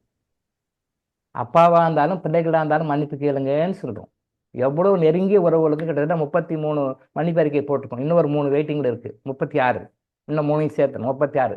இந்த மன்னிப்பு அறிக்கையை நாம் கேட்கும் பொழுது இந்த நெகட்டிவ் கர்மா, இந்த கண்டிஷன் பேலன்ஸ் ஆகும். ஒரே ஒரு விஷயத்த சொல்லிட்டு முடிச்சுக்கலாம், அடுத்து சொல்லிட்டு போயிடலாம். இதுவும் கஞ்சி சமாச்சாரம். ஒரு ஃபங்க்ஷன் நடக்குது. அப்போ அந்த ஃபங்க்ஷனில் இருக்கிற வீட்டுக்கு இன்னொரு வீட்டு வரம்புறங்க வராங்க, ஒரு வீட்டுக்கு நடக்கிறாங்க. அவங்க பக்கத்தில் ஒரு கோயிலுக்காக போகிறாங்க. அதாவது இப்படி எப்படி உங்களுக்கு புரிய மாதிரி சொன்னோம்னா, ஒரு ஃபேமிலி இருக்குது. அந்த ஃபேமிலிக்கு வேண்டப்பட்டவங்க இன்னொரு ஃபேமிலி வராங்க. வரும்போது அவங்கள பக்கத்து நேர்பை கோயிலுக்கு போகிறாங்க. கோயிலுக்கு போயிட்டு வந்து இவங்க வீட்டுக்கு வந்துட்டு போகிறாங்க. இவ்வளோ தூரம் வந்தோம், நாங்கள் இவ்வளோ கோயிலுக்கு போயிட்டு உங்களுக்கு வரோம்னு வீட்டுக்கு வராங்க. அப்போ வர்றவங்க அந்த ரிலேட்டிவ்ஸாக வர்றாங்க இல்லையா, வர்றவங்க அந்த வீட்டில் கணவன் மனைவி வந்து ரொம்ப அன்பாக அந்யோன்யமாக இருக்கிறாங்க. அந்த குடும்பத்தில் அந்யோன்யமாக இருக்கிறாங்க. இது நான் கிளேர்வாயன்ஸில் பார்த்து கன்ஃபார்ம் பண்ண விஷயத்தில் ஒன்று. கிளேர்வாயன்ஸ் விஷயத்தில் கன்ஃபார்ம் பண்ண விஷயம் ஒன்று. அதை நான் சொல்கிறேன். வராங்க, அவங்க வந்துட்டு போகிறாங்க. வந்துட்டு வராங்க, கோயிலுக்கெல்லாம் வந்து போகிறாங்க. கோயிலுக்கு பிடிச்சிட்டு எல்லாம் 2 நாள் தங்கிட்டு பாய் சொல்லிட்டு நன்றி சொல்லிட்டு போயிடுறாங்க. இவங்க வருவதற்கு முன்னாடி அந்த கணவன் மனைவி அவ்வளோ ஒத்துமையாக இருக்கிறாங்க. கணவனுக்கு மனைவி ஹெல்ப் பண்ணுவாங்க, மனைவி கணவன் ஹெல்ப் பண்ணுவாங்க. அந்த கணவன் மனைவிக்கு அப்படி ஹெல்ப் பண்ணுவார். கூட இருந்து சமையல் உண்டு எல்லாம் கூட அப்படி ஹெல்ப் பண்ணுவார். இது அவங்க வந்தவங்க வந்து பார்த்துட்டு போயிட்டாங்க.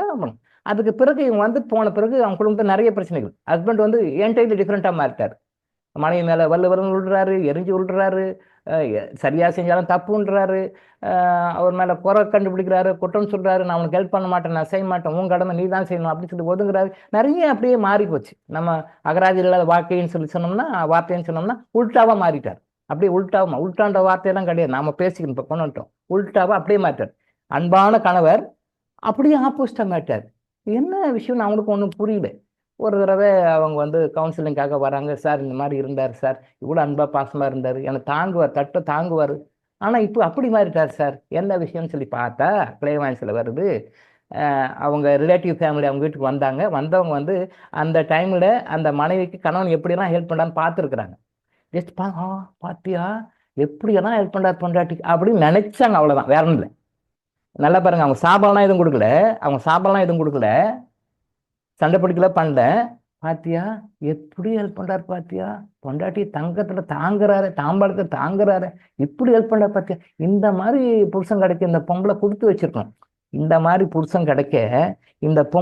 வச்சிருக்கணும். அப்போ உண்மையிலே இப்போ எங்களுக்கும் அமைஞ்சிக்கிட்டு பாரு. அவங்களுடைய தாக்கம் என்ன, எங்களுக்கும் வந்து வாசிக்கிட்டு பாரு.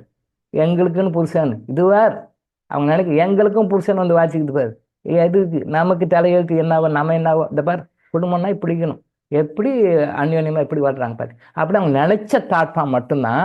அந்த தாட்ஃபார்ம் அவங்களுடைய அந்த அந்த குடும்ப பெண்மையினுடைய கணவருடைய ஆறால போய் உட்காந்து நைட்டியாக மாறி அப்படியே ஆப்போசிட்டாக மாறிச்சு. ரியலாக நடந்த உண்மை இது. ஏன் சார் மாறிட்டாங்க கிளேர்வாயன்ஸை பார்த்தா தெரியுது. இதை யாருடைய தப்பு சொல்லு பார்க்கலாம். சாதாரணமாக இருக்காங்க. அவங்க குடும்பத்துக்கு ஒரு ரிலேட்டிவ் ஃபேமிலி வராங்க, கோயிலுக்காக வராங்க, கோயிலுக்கு போயிட்டு வராங்க, வீட்டில் 2 நாள் தங்கிட்டு போகிறாங்க. அது 2 நாள் ஆக்டிவிட்டிஸ் பார்க்குறாங்க. இந்த கணவன் மனைவி அவ்வளோ அந்யோன்யமாக அன்பாக இருக்கிறாங்க. கணவன் வந்து மனைவிக்கு அவ்வளோ உதவி செய்கிறாரு, பண்ணுறாரு. அதை பார்க்குறாங்க. பார்க்கும்போது அவங்க என்ன பண்ணுறாங்க, சாப்பாடுலாம் இல்லை. நல்லா நோட் பண்ணி நீங்கள் அண்டர்லைன் பண்ணி பார்க்க வேண்டிய விஷயம் என்னன்னா, சாப்பாடில் அதை வந்து பொறாமைன்ற ஒரு வகையான மறைமுகமான பொறாமை தான் அது. பட் அது பொறாமையாக எடுத்துக்கலாம். அவங்க என்ன சொல்கிறாங்க, பாத்தியா எங்களுக்கும் அமைஞ்சிக்கிப்பார் புருஷன்னு சொல்லிட்டு ஏதாவது கண்டுக்குதா, ஏதாவது பண்ணிக்கிறாங்களா, ஒரு ஹெல்ப் இப்படி வச்சு செய்கிறாரு பாத்தியா. காலிலேருந்து நைட் இருக்கும் அந்த அம்மாவுக்கு எப்படி ஹெல்ப் பண்ணார் பாத்தியா. இந்த மாதிரி புருஷன் கிடைக்கும், அந்த அம்மா கொடுத்து வச்சுக்கணும் அப்படின்னு நினைக்கிறாங்க. அவ்வளோதான். இந்த தாட் ஃபார்ம் தான் அடுத்த ஒரு வாரத்தில் அப்படியே தலைகிட மாறிச்சு. ஏன் நாம் இப்படி நடந்துக்கணும் அந்த கணவருக்கும் தெரியல. ஏன் நம்ம மனைவி மேலே இப்படி வெறுப்பாக இருக்கும், ஏன் இப்படி கோபமாக இருக்கும், டென்ஷனாக இருக்கணும், கணவருக்கும் தெரியல, மனைவிக்கும் தெரியல. ஏன் இவ்வளோ அன்பா பாசமாக ஒத்துமையாக இருந்தவர் ஏன் இப்படி ஆயிட்டாருன்னு அவங்களுக்கும் தெரியல. நான் சொன்ன பிறகுதான் அவங்களுக்கு தெரியுது. ஆமாம் சார், இவங்க வந்துட்டு போன பிறகுதான் சார் இப்படி ஆயிடுச்சு, வந்துட்டு போன பிறகு தான் இப்படி மாறிட்டாங்க. ஆமான்னு அப்போதான் சொல்றாங்க. பிகாஸ் கிளேர்வாயன்ஸ் தான் அது கண்டுபிடிக்கப்படுகிறது. அப்போ அவங்களும் தாட் ஃபார்ம் நெகட்டிவாக கொடுக்கல, இந்த நினைச்ச போதே இப்படி வேலை செய்யுது, நினைச்ச போதே அப்படி தடைக்கில மாட்டார். நான் எதுவும் செய்ய மாட்டேன், நான் பண்ண மாட்டேன், எது வந்தாலும் நீ பண்ணுக்கோ, அப்படி சும்மா கம்முன்னு உட்காந்து வரோம், எதுவுமே செய்ய மாட்டாராம். டைம் ஆச்சுங்க, ஆஃபீஸ் போகணும், டைம் ஆச்சு, அங்கே போகணும், இங்கே போகணும், டைம் எது வந்தாலும் நான் பண்ண மாட்டேன், நீ பண்ணிக்கோ, அதான் போ. அப்போ எப்படி அவர் மனசை மாற்றி ஆப்போசிட்டா அன்பான மனைவி கிட்ட ஒரு கடுமையாக நடந்துக்கிற அளவுக்கு அவர் மனசை அவருடைய ஆறார போய் அந்த நெகட்டிவ் எனர்ஜி போய் உள்ளே உட்காந்து வேலை செஞ்சு மாற்றிட்டுருக்காரு.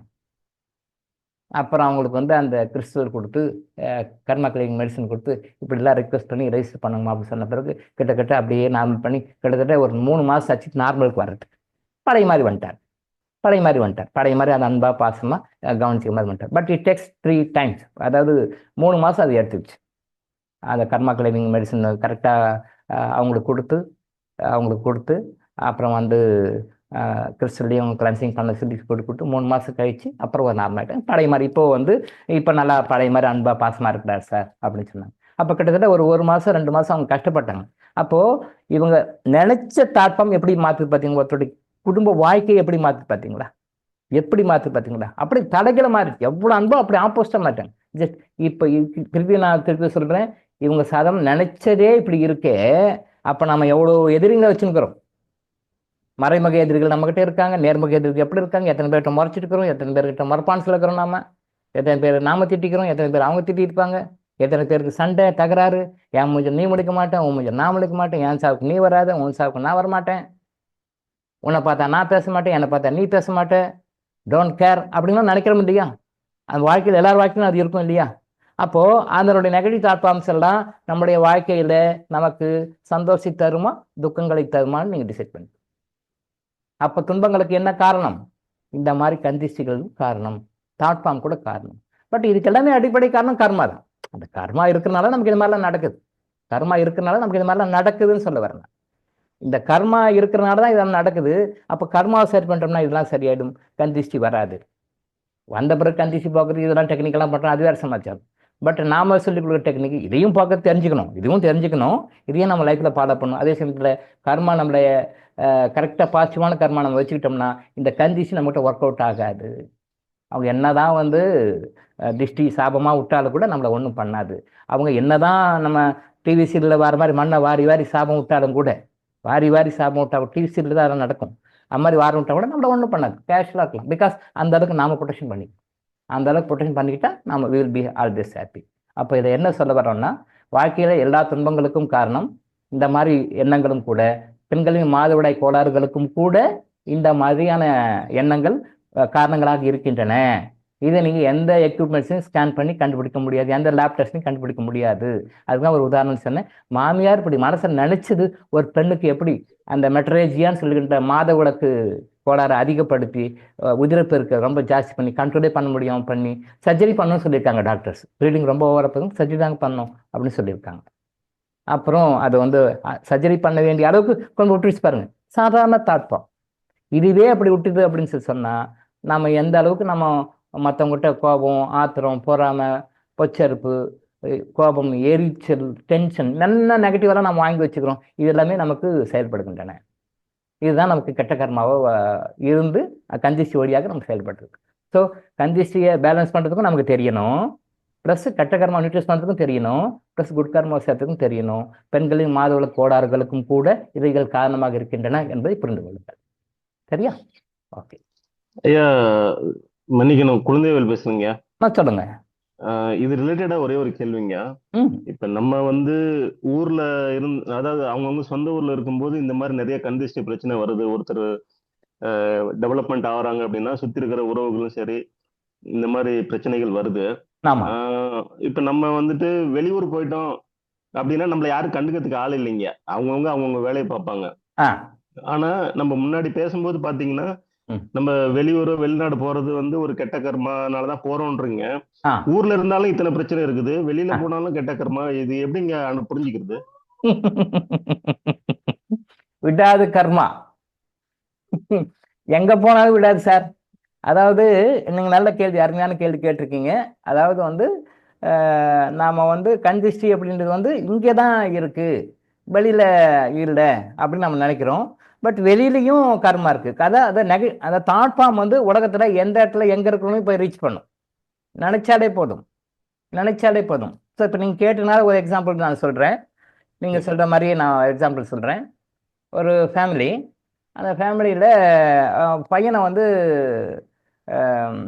இங்க உங்க மாதிரி எக்ஸ்பீரியன்ஸே, இங்கே இருந்தா ஊர்ல எல்லாம் ரொம்ப கந்திஷ்டி, நீ கண்ணு காணாத எங்கன்னா வெளில போயிடு, அங்கே போய் இருந்துக்கோ அப்படின்னு சொல்லிட்டாங்க. சரி, அவர் என்ன பண்ணுறாரு, இப்போ உங்களை மாதிரி நான் வேற ஊர் விட்டு ஊர் போயிடுறாரு, வேற இடத்துக்கு போயிட்டு வேலை செய்கிறாரு. அப்போது இவங்க நினைக்கிறாங்க அது போயிடுச்சாங்க, அவர் போயிட்டாரு அப்படின்னு இவங்க நினைக்கிறாங்க. ஆனால் உண்மையில் என்ன விஷயம்னா, அந்த கந்திஷ்டின்றது இங்கே இருக்கும்போது அக்கம் பக்கம் இருக்கும்போது நிறையா இருக்கும், பட் வெளியூரில் இருக்கும்போது கொஞ்சம் கம்மியாக இருக்கும். பட் இல்லைன்னா சொல்ல முடியாது. ஸோ நீங்கள் சொன்னாலும் ஒரு இன்சிடென்ட் நான் சொல்கிறேன். அப்போ ஒரு தடவை பையனை வெளிநாடு அனுப்பிச்சிட்டாரு. துபாய்ன்னு நினைக்கிறேன், துபாய் UAE தான், துபாய் தான் அனுப்பிச்சிட்டாரு. அப்போ இவர் என்ன நினைக்கிறாரு, பையன் இங்கே இருந்தா நம்ம லோக்கல் இருந்தால் இப்போ கண் திஷ்டி கண் படுவான், இப்படி இருப்பான் அப்படி இருப்பான்னு சொல்லி நினைக்கிறாரு. ஆனால் பையன் வந்து வெளிநாட்டுக்கு போயிட்டான், சேஃபாக இருக்கிறான் இவர் நினைக்கிறார். ஒரு நாள் கேஷுவலாக ஒரு ஃபங்க்ஷனில் பேசும்போது யாருக்கிட்டலாம் கந்திஷ்டி வரும், யாரெல்லாம் கந்திஷ்டி வரும் அப்படின்றதுக்காக பயந்து போனார். ஒரு ஃபங்க்ஷனில் எல்லாம் அசம்பிள் ஆகுறாங்க, மேரேஜ் தான் அதுதான். பேசும்போது ஆப்போசிட்டில் கேட்குறாங்க, பையன் எங்கே இருக்கான், எப்படி இருக்கான், என்ன அப்படின்னு கேட்குறாங்க. இவரும் சொல்கிறார், பையன் அங்கே இருக்கிறான், ஃபாரின்ல மாதிரி வேலை செய்கிறான் அவன். ஏன் எங்களை அனுப்பிச்சு, இல்லை வேணாம், இங்கே என்னத்துக்கு அவன் அங்கே இருக்கட்டும்னு சொல்லிட்டு அனுப்பிச்சி விட்டேன் அப்படின்னு சொல்லிட்டோம். அப்படியே என்ன பண்ணுறான் பையன், யதார்த்தமாக சொல்லிக்கிறார், பையன் வேலை செய்கிறான், இதை சம்பாதிக்கிறான், இதை இருக்கிறான்னு யதார்த்தம் சொல்லிக்கிறார். சரியா? இந்த தாட் ஃபார்ம் அவர் வாங்கிக்கிறாரு. ஆப்போசிட் ஒருத்தர் அவர் அதாவது நான் சொல்றது வந்து யாரும் சாபம் விடுறவங்கலாம் கிடையாது. ஜஸ்ட் நினைக்கிறார், பாத்தியா நம்ம பையன் வந்து இங்கேயே மாசம் 50,000 சம்பாதிச்சுங்கிறான், அவங்க பையன் போயிட்டு துபாய் போயிட்டு 5 லட்சம் சம்பாதிக்கிறானாமே, நம்ம பையன் 50,000 சம்பாதிக்கிறான், அதுக்கே லோல் போடுறான், காத்தால போறான், நைட்டு வீட்டுக்கு வர்றான், அவங்க பையன் மட்டும் பாரு 5 லட்சம் சம்பாதிக்கிறாராமே, பரவாயில்லையே அப்படின்னு அவர் நினைக்கிறார். நல்லா நோட் பண்ணிக்கோங்க. அவர் சாபமாக கொடுக்கல, வருத்தமாக படலை, கோபம் படல, நம்ம டிவி சீரியல் மாதிரி சாபம்லாம் கொடுக்கல, பொறாம்பெல்லாம் படல. பார்த்தியா நம்ம பையன் 50,000 ரூபாய்க்கு இப்படி கோல் போடுறான் பாரு, 5 லட்ச ரூபாய் அவன் சம்பாதிக்கிறான், அங்கே போய் பணம் வாங்கின பணத்தை கடன் எல்லாம் தீர்த்துட்டாங்க, நல்லா செல்வாக்கா இருக்கிறாங்க, பரவாயில்லையே நமக்கு அந்த இது கிடைக்கலையே அப்படின்னு தான் நினைச்சிருக்கிறார். அவ்வளோதான். அடுத்த ஒரு 3-4 மாசத்துல அவர் வேலை போயிடுச்சாங்க. அவர் வேலை அங்கே போயிடுச்சு. கம்பெனி வந்து ஏதோ ஒரு ரீசனுக்காக டெர்மினேட் பண்ணிட்டாங்க. அவருக்கு இங்கேயும் வேலைக்கு போக முடியல, அங்கேயும் வேலைக்கு போக முடியல, வேற அதை விட்டு இங்கேயும் வர முடியல. ஏன்னா ஏகப்பட்ட கடன்லாம் வாங்கி எல்லாம் கடன்லாம் அடைச்சிட்டாரு. இப்போ இதுக்கு மேலே சம்பாதிக்கணும்னு தரணும். நல்லா பாருங்க, கடன்லாம் வாழ்க்கையில் நிறைய இருந்தது, அதெல்லாம் அங்கே போய் சம்பாதிச்சு அடைச்சிட்டாரு. இப்போ இதுக்கு மேலே சம்பாதிச்சு தான் வீடு வாசல் வாங்கணும், நகை நட்டு வாங்கணும், இந்த மாதிரி வாங்கணும். ஸோ பழைய கடன்லாம் அடைச்சிட்டாரு. இப்போ இதுக்கு மேலே தான் வாழ்க்கை அடுத்த ஸ்டெப்பு போகணும். இது வரைக்கும் மைனஸ் கடன், எங்கள் தங்கச்சி கடன், கல்யாணத்துக்கு வாங்கினது, தம்பி படிப்புக்காக வாங்கினது, வீடு கட்டினதுக்காக வாங்கினது, இதெல்லாமே கிளியர் பண்ணிட்டார். அங்கே போய் சம்பாதிச்சு கிளியர் பண்ணிட்டார். இப்போ இதுக்கு மேலே அவர் வந்து பாசிட்டிவாக சம்பாதிக்கிட்டு இதுக்கு மேலே தான் அவங்க வீடு வாங்கினது, மற்ற செலவுகள் அதுக்கெல்லாம் பண்ணணும். சொந்தமாக ஒரு வீடு வாங்கி கட்டணும், வாடகை வீட்டில் இருக்கிறோமே அப்படின்னு ஃபீல் பண்ணி அந்த ஸ்டேஜில் கரெக்டாக அவருக்கு வேலை போயிடுச்சு. அப்போது இந்த கம்பெனிக்கு வேலை போயிடுச்சு, வேற கம்பெனியில் வேலை கிடைக்குது, ஆனால் சூட்டபிளான வேலை இல்லை, சரியான சம்பளம் இல்லை. சரி போடான்னு திருப்பி இங்கே வந்துட்டாலும் பயப்படுறாங்க. ஏன்னா ஊரில் இருந்தால் படைக்க முடியாது, ஊரில் இருந்தால் கந்திஷ்டி அப்படின்னு சொல்லி பயப்படுறாங்க. ஆனால் அங்கே போனால் சேஃப்டின்னு சொல்லி அங்கே போனார். ஆனால் இங்கே ஒரு ஃபங்க்ஷனில் ஒரு கருத்து பரிமாற்றம், பையன் எங்கே இருக்கிறான், ஓகே எவ்வளோ சம்பளம் வாங்குறான், இவ்வளோ வாங்குறான், ஓகே ரைட் ஓகே, இது அப்படியே வேலை செஞ்சு அடுத்த 3 மாதத்தில் வேலை போயிடுச்சு. வேலை கிடைக்காம சுற்றுறாரு. அப்போ வேலை கிடைக்காம சுற்றும் போது என்னை கான்டாக்ட் பண்ணுறாங்க, சார் வந்து பையனுக்கு வேலை இல்லை சார், அவன் இங்கே வரத்துக்கும் யோசனை பண்ணுறான், இங்கே வந்து படைக்கிறதுக்கு வழி இல்லை, அங்கே தான் வாழணும், அங்கே வாழணும் அப்படின்னா இந்த கம்பெனியில் இல்லை, வேறு கம்பெனி போனால் வேலை இல்லை, அப்படியே கொடுத்தாலும் இந்த சம்பளம் ஃபெசிலிட்டிஸ் எல்லாம் கம்மியாக இருக்குது, என்ன சார் பண்ணுறதுன்னு அவர் வந்திருந்தார். நான் சொல்கிறது ஒரு 10 இயர்ஸ் பேக். அப்புறம் என்னடா காரணம்னு சொல்லி பார்த்தா இதுதான் மேட்ரு. அப்போ நான் என்ன சொல்ல வரேன்னா, கந்திஷ்டி இங்கே மட்டும் வேலை செய்யல, எல்லா இடத்துலையும் வேலை செய்யும். ஜஸ்ட் கேஷுவலாக பேசும். மகன் என்னமோ துபாயில் இருக்கிறார், ஆனால் வேலை போயிடுச்சு அவருக்கு. அப்போ இது என்ன பண்ணுது, அப்புறம் அவங்களுக்கு வந்து கிறிஸ்டல் கொடுத்து கேசியம் சாப்பிட சொல்லி கொடுத்தேன். நீங்களும் சாப்பிடுங்க சார், உங்கள் மகனுக்கு அனுப்பிச்சுட்டு மகனுக்கும் கிறிஸ்டலை கொடுத்து எனக்கு நல்ல அது கமாண்டை எப்படி கொடுக்கணும்னு சொல்லி கொடுத்தேன். அது மாதிரி கொடுத்து பண்ணுங்க சொல்லுங்கள், கேசியம் சாப்பிட சொல்லுங்கள் அப்படின்னு சொன்னோம். கேசியம் 3 கொடுத்தேன் அவங்களுக்கு, இவங்களுக்கு பேரண்ட்ஸுக்கும் கொடுத்தேன். நீங்களும் கேசியம் சாப்பிடுங்க, அவங்களும் கேசியம் சாப்பிடணும். அடுத்த ஒரு 2-3 மாதம் கழித்து அதுக்கு பிறகு நல்ல கம்பெனியில் வேலை கிடச்சிது. இதை விட நல்ல கம்பெனிக்கு போனார், போய் சேர்ந்தார். பட் மதியில் ஒரு 4-5 மாதம் ரொம்ப கஷ்டப்பட்டார்ல, சம்பளம் இல்லாமல், வருமானம் எதுவும் இல்லாமல், அங்கே வாடகை கொடுத்துட்டு கஷ்டப்பட்டார்ல. அப்புறம் ஏதோ நம்மகிட்ட வந்து நம்ம கேட்டு சொல்லி அப்புறம் கேசியம் கிறிஸ்டல் கொடுத்த பிறகு அப்புறம் வேற கம்பெனிக்கு போயிட்டாரு, நல்ல ஜாப்ல இருக்காரு. இப்போ எதுக்காக சொல்ல வரேன்னா, நம்ம கந்திஷ்டி அப்படின்றது வந்து இப்போ குழந்தைவேல் சார் சொன்ன மாதிரி இங்கே இருக்கிறவங்க மட்டும் இல்லை, எங்கே இருந்தாலும் வேலை செய்யும். உலகத்தில் எந்த மூலையில் எங்கே இருந்தாலும் வேலை செய்யும். பாசிட்டிவும் சரி, நெகட்டிவ். நம்ம நெகட்டிவ் பற்றி பேசினால நம்ம நெகட்டிவ் பற்றி பேசிருக்கோம். பாசிட்டிவும் சரி, நல்ல விஷயமும் ஆசீர்வாதம் பிளஸிங்கும் உலகத்தில் எந்த மூலைக்கு இருந்தாலும் வரும். அதே மாதிரி கந்திஷ்டியும் உலகத்தில் எங்கே வந்தாலும் வேலை செய்யும். நம்ம டெம்பரரியாக இங்கிருந்து வெளியே வந்துட்டோம், எஸ்கேப் ஆகிட்டோம்னு நினைக்க முடியாது. தாட் ஃபார்ம், இதை பற்றி நம்ம ஃபியூச்சரில் பேசுவோம், நெக்ஸ்ட் மந்த்தில் வேணா பேசுவோம். தாட் ஃபார்ம், நினைக்கிற தாட் ஃபார்ம், அது உங்ககிட்ட வேலை செய்யும். உங்களை பார்க்க வேண்டாம், உங்களை கேட்க வேண்டாம், பண்ண வேண்டாம். அது எப்படி இப்படியெல்லாம் கூட முடியுமான்னு சொல்லி எக்ஸாம்பிளோட உங்களுக்கு சொல்லிக் கொடுக்குறேன். நான் சும்மா ஏதோ தியரட்டிக்கலாலாம் சொல்லலை, ப்ராக்டிக்கலாக லைவ் எக்ஸாம்பிளோட உங்களுக்கு சொல்லிக் கொடுக்குறேன். அப்போதான் தெரியும், ஓ இப்படியெல்லாம் கூடவா இருக்கு, இதெல்லாம் கூடவா ஒரு காரணம் உங்களுக்கு ஆச்சரியமா இருக்கும். அதான் நான் திருப்பி திருப்பி சொல்றேன். கர்மா எனர்ஜி இதுங்களை சொல்லிக் கொடுக்குற விஷயம், டாக்டர் இளங்கோ ஆயுசாஸ்திரத்தை சொல்லிக் கொடுக்குற விஷயம் உலகத்திலே யாரும் சொல்லாத விஷயங்கள், இது வரைக்கும் யாரும் சொல்லாத விஷயங்கள், அல்லது மறைமுகமாக சொன்ன விஷயங்கள், அல்லது சரியாக சொல்லி நீங்கள் சரியாக புரிந்து கொள்ளாத விஷயம். இதைத்தான் நம்ம ஆண்டில் படி உங்களுக்கு சொல்லிக் கொடுக்குறோம். ஸோ கந்திஷ்டின்றது விடாது கர்மா, எங்கே போனாலும் வரும், வேலை செய்யும். உலகத்தில் நீங்கள் எந்த மூலையில் இருந்தாலும் வேலை செய்யும். நான் சொல்லுவேன், வீடு நமக்கு வாஸ்து வீடு சரியில்லைன்னா சில பேர் வீட்டை காலி பண்ணிட்டு வெளில போயிடுவாங்க. நீங்கள் அந்த வீட்டுக்கு ஓனர் அப்படின்ற வகையில் நீங்கள் உலகத்தில் எந்த மூலையில் இருந்தாலும் அந்த வீட்டினுடைய பாசிட்டிவ் வாஸ்து உங்களுக்கு நல்லது பண்ணும். அந்த வீட்டில் இருக்கிற டெனண்ட்டுக்கும் நல்லது பண்ணும், உங்களுக்கும் நல்லது பண்ணும். ஆஸ் ஏ ஓனர் நீங்கள் உலகத்தில் எந்த மூலையில் இருந்தாலும் சரி உங்களுக்கு நல்லது பண்ணும். அதே நேரத்தில் உங்களுடைய வீட்டில் வாஸ்து குற்றங்கள், வாஸ்து டிஃபெக்ட்ஸ் இருந்ததுன்னா அந்த வீட்டில் இருக்கிற டெனன்ஸாக பாதிக்கும். ஆஸ் ஏ ஓனர் உலகத்தில் நீங்கள் எந்த மூலையில் இருந்தாலும் நீங்கள் உங்களையும் பாதிக்கும். உலகத்தில் எந்த மூலையில் இருந்தாலும் உங்களையும் பாதிக்கும். அந்த நெகட்டிவ் டெனண்ட்டும் சஃபர் ஆவார், நீங்களும் சஃபர் ஆவீங்க. அதே மாதிரி நல்ல வாஸ்து, நல்ல விஷயம், டெனண்ட்டும் நல்லா இருப்பார், நீங்களும் நல்லா இருப்பீங்க. என்னுடைய வீட்டுக்கு வந்த டெனன்ஸ் எல்லாருமே சொந்த வீடு வாங்கிட்டு வெளில போயிருப்பாங்க. அதை நான் வந்து பாசிட்டிவாக நான் நினைக்கிறேன். என்னுடைய வீட்டுக்கு டெனன்ஸாக வருவாங்க நிறைய பேர். இது வரைக்கும் வந்த எல்லாருமே எங்கள் வீட்டுக்கு வந்த பிறகு சொந்த வீடு வாங்கிட்டு சொந்த வீட்டுக்கு தான் போயிருக்கிறாங்க எல்லாருமே. அது வந்து எனக்கு ஒரு சந்தோஷமான விஷயம். நம்ம வீட்டுக்கு டெனண்ட்டாக வர்றவங்க, வாடகைக்காக வராங்க, வீடு இல்லைன்னு வராங்க, நம்ம வீட்டிலேருந்து வெளியே போகும்போது எல்லாருமே சொந்த வீட்டுக்கு போவாங்க. அந்த கிரகப்பிரவேசத்துக்கு வந்து நீங்கள் வந்து ஆசீர்வாதம் பண்ணி கிரகப்பிரவேசம் பண்ணி கொடுக்கணும் சார் கூப்பிடுவோம். சந்தோஷமாக இருக்கும், நம்ம மனசுக்கு சந்தோஷமாக இருக்கும். ரைட். அப்போ என்ன, நான் அந்த மாதிரி வாஸ்து சிஸ்டம் இருக்கிற மாதிரி வீடு செட் பண்ணி வச்சிருக்கிறேன். நம்ம அந்த வாஸ்து வீட்டுக்கு, நம்ம வீட்டுக்கு வர்றவங்க வந்து எல்லாரும் நம்ம வீட்டுக்கு வந்த பிறகு சந்தோஷமா போகணும். எல்லாரும் இது வரைக்கும் கிட்டத்தட்ட 60-70 டெனண்ட்டுக்கு மேலே நான் பார்த்துருக்கேன். எங்கள் வீட்டுக்கு வர்ற டெனன்ட்ஸ் எல்லாருமே சொந்த வீடு தான் வாங்கிட்டு போயிருக்காங்க. எல்லாருமே சொந்த வீட்டுக்கு போனாங்க. ஒருத்தர் கூட அது ஏதோ சித்தர் பெருமக்களும் இறைவனும் எனக்கு கொடுத்த ஆசீர்வாதம், என்னுடைய வீட்டுக்கு நன்ட்டாக வரவங்க எல்லாருமே சொந்த வீடு தான். அதை நாங்கள் சந்தோஷமா ஹாப்பியாக ப்ளஸ் பண்ணி அவங்கள அனுப்பிச்சு சண்டை பண்ணி அனுப்பிச்சு அந்த அமைப்பு இருக்கணும். அதை நம்ம செட் பண்ணணும். அதே மாதிரி நல்ல விஷயங்கள் அப்படின்னு சொன்னோம் அப்படின்னு சொன்னால் அது நல்ல விஷயம் உலகத்தில் எல்லா இடத்துக்கும் போகும், கெட்ட விஷயம் உலகத்தில் எல்லாத்துக்கும் போகும். ஸோ டெம்பரரி எஸ்கேப் ஆகிட்டுனா ஆக முடியாது, அது வரும் சார். உங்கள் கொஸ்டினுக்கு நான் ஆன்சர் பண்ணியிருக்கேன்னு நினைக்கிறேன். ஏதாவது டவுட்? கிளியர் சார், கிளியரா இருக்கும். கிளியரா? ஏதாவது டவுட்ஸ்னா கிளியர் பண்ணிடுறேன் நான். கிளியருங்க sir, clear. Okay right. Doctor ஐயா, டாக்டர் ஐயா, சொல்லுங்க ஐயா எனக்கு ஒரு சந்தேகம் ஐயா. சொல்லுங்கம்மா. இப்போ நான் ரிவர்ஸ்ல திங்க் பண்றேன். இப்போ நம்மளே அறியாம ஏதோ ஒரு தாட்டு, நம்ம ஒரு சின்ன, இப்போ நீங்க சொன்ன மாதிரி பொறாமப்படாம நம்மளே ஒரு தாட்டு, ஒரு ஒரு சின்னதா லைட்டா ஒரு நெகட்டிவ் தாட்டு நம்மளுக்கு கிடைக்காது, ஏதாவது ஒண்ணு கிடைச்சிருத்து அவங்களுக்குன்னு அப்படி நம்ம நினைச்சாலே மற்றவங்களுக்கும் இது மாதிரி ஒரு அஃபெக்ட் ஆகும்ல. அதை நம்ம கிட்டே இருந்து போகக்கூடாதுங்கிறதுக்கு மன்னிப்பு மட்டும் கேட்டா போருமையா, நம்ம அவங்களுக்கு ஒண்ணு பாதிப்பு வரக்கூடாதுங்கிறதுக்காக. கரெக்ட், நல்ல பாயிண்ட் பிடிச்சிக்கிங்க. கரெக்ட், உண்மை உண்மை உண்மை. நம்ம மன்னிப்பு கேட்குறோம். அதாவது அறிந்தும் அறியாமலும் என்கிட்ட இருந்து நெகட்டிவ் எனர்ஜி போயிட்டு இருந்தனாக்கா எனக்கு மன்னிச்சிருங்க அப்படின்னு சொல்லி மனசார நம்ம கிறிஸ்டலை வச்சு இறைவன்கிட்ட வேண்டும் போது அது நியூட்ரலைஸ் ஆகிடுமா. அவங்களும் நல்லா இருப்பாங்க, நம்மக்கிட்ட போகிற நெகட்டிவ் கர்மா வந்து நியூட்ரலைஸ் ஆகிடும். அந்த நெகட்டிவ் கர்மா அமைச்ச நெகட்டிவ் கர்மா நமக்கு வராது. நல்ல பாயிண்ட், நல்லா கரெக்டாக கேட்டீங்க, சரியான கேட்டி. நமக்கு நேச்சுரலாக வரும், இயற்கையாகவே வரும். அது நம்ம என்னதான் பர்ஃபெக்ட் நினைச்சா கூட அது தாட் ஃபார்ம் வரும். அதாவது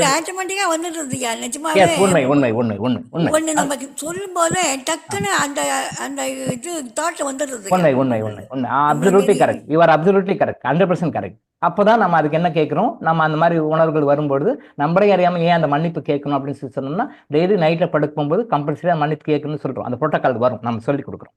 காலைல எழுந்தது நைட் படுக்கிற வரைக்கும் என்னென்னலாம் பண்ணணும் அப்படின்னு சொல்லி நம்ம சொல்லிட்டு கொடுக்கணும். கர்மா எனர்ஜி ஹீலிங்கினுடைய முக்கியமான நோக்கம், டாக்டர் இளங்கோ ஆயுசாஸ்திரம் முக்கியமான நோக்கம் என்ன, எல்லாரும் சந்தோஷமா ஹாப்பியாக இருக்கணும். அதுதான்.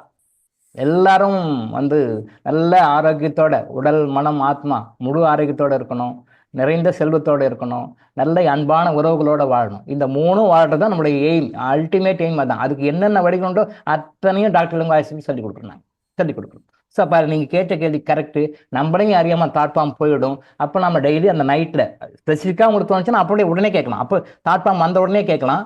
அப்படி அந்த அளவுக்கு நீங்கள் டியூன் ஆக உங்களுக்கு வந்துடும். ஓ, நம்ம தாட் ஃபார்ம் போயிருக்கு அப்படின்னு உங்களுக்கு தாட் ஃபார்ம் வந்துடும், உடனே வந்துடும். அதை அப்போவே வந்து எரேஸ் பண்ணிடணும், அந்த ஸ்பாட்டு பண்ணணும். உள்ள சப்கான்ஷியஸ் மைண்டு போகக்கூடாது, பண்ணிடணும். மன்னிப்பு கேட்டணும். கரெக்ட். உடனே இன்ஸ்டண்ட்டாக கேட்கலாம். அது நீங்கள் படக படக அறிக்கையெல்லாம் தேவை, மனசுலேயே வரும். மனசில் நினைச்சாலே போதும். அப்படியே இல்லைனா கூட நைட்டில் கம்பல்சரியாக இன்னைக்கு யாருக்கு எல்லாமே வந்து என்னுடைய எண்ணத்தாலும் சொல்லாலும் செயலாலும் என்னையும் அறியாமல் என்கிட்ட நெகட்டிவ் எனர்ஜி போயிருந்தோ அத்தனை பேருக்கும் அந்த நெகட்டிவ் எனர்ஜி வேலை செய்ய வேண்டாம். அது பாசிட்டிவான எனர்ஜியாக மாறணும். இறைவா ஆசீர்வாதம் பண்ணுங்க. தெரியாமல் நான் அமைச்சிருந்தா கூட என்னை மன்னிச்சிருங்கன்னு சொல்லி நீங்கள் அந்த மனசார ப்ரே பண்ணிங்கன்னா கட் ஆகிடும் மேடம், கட் ஆகிடும்.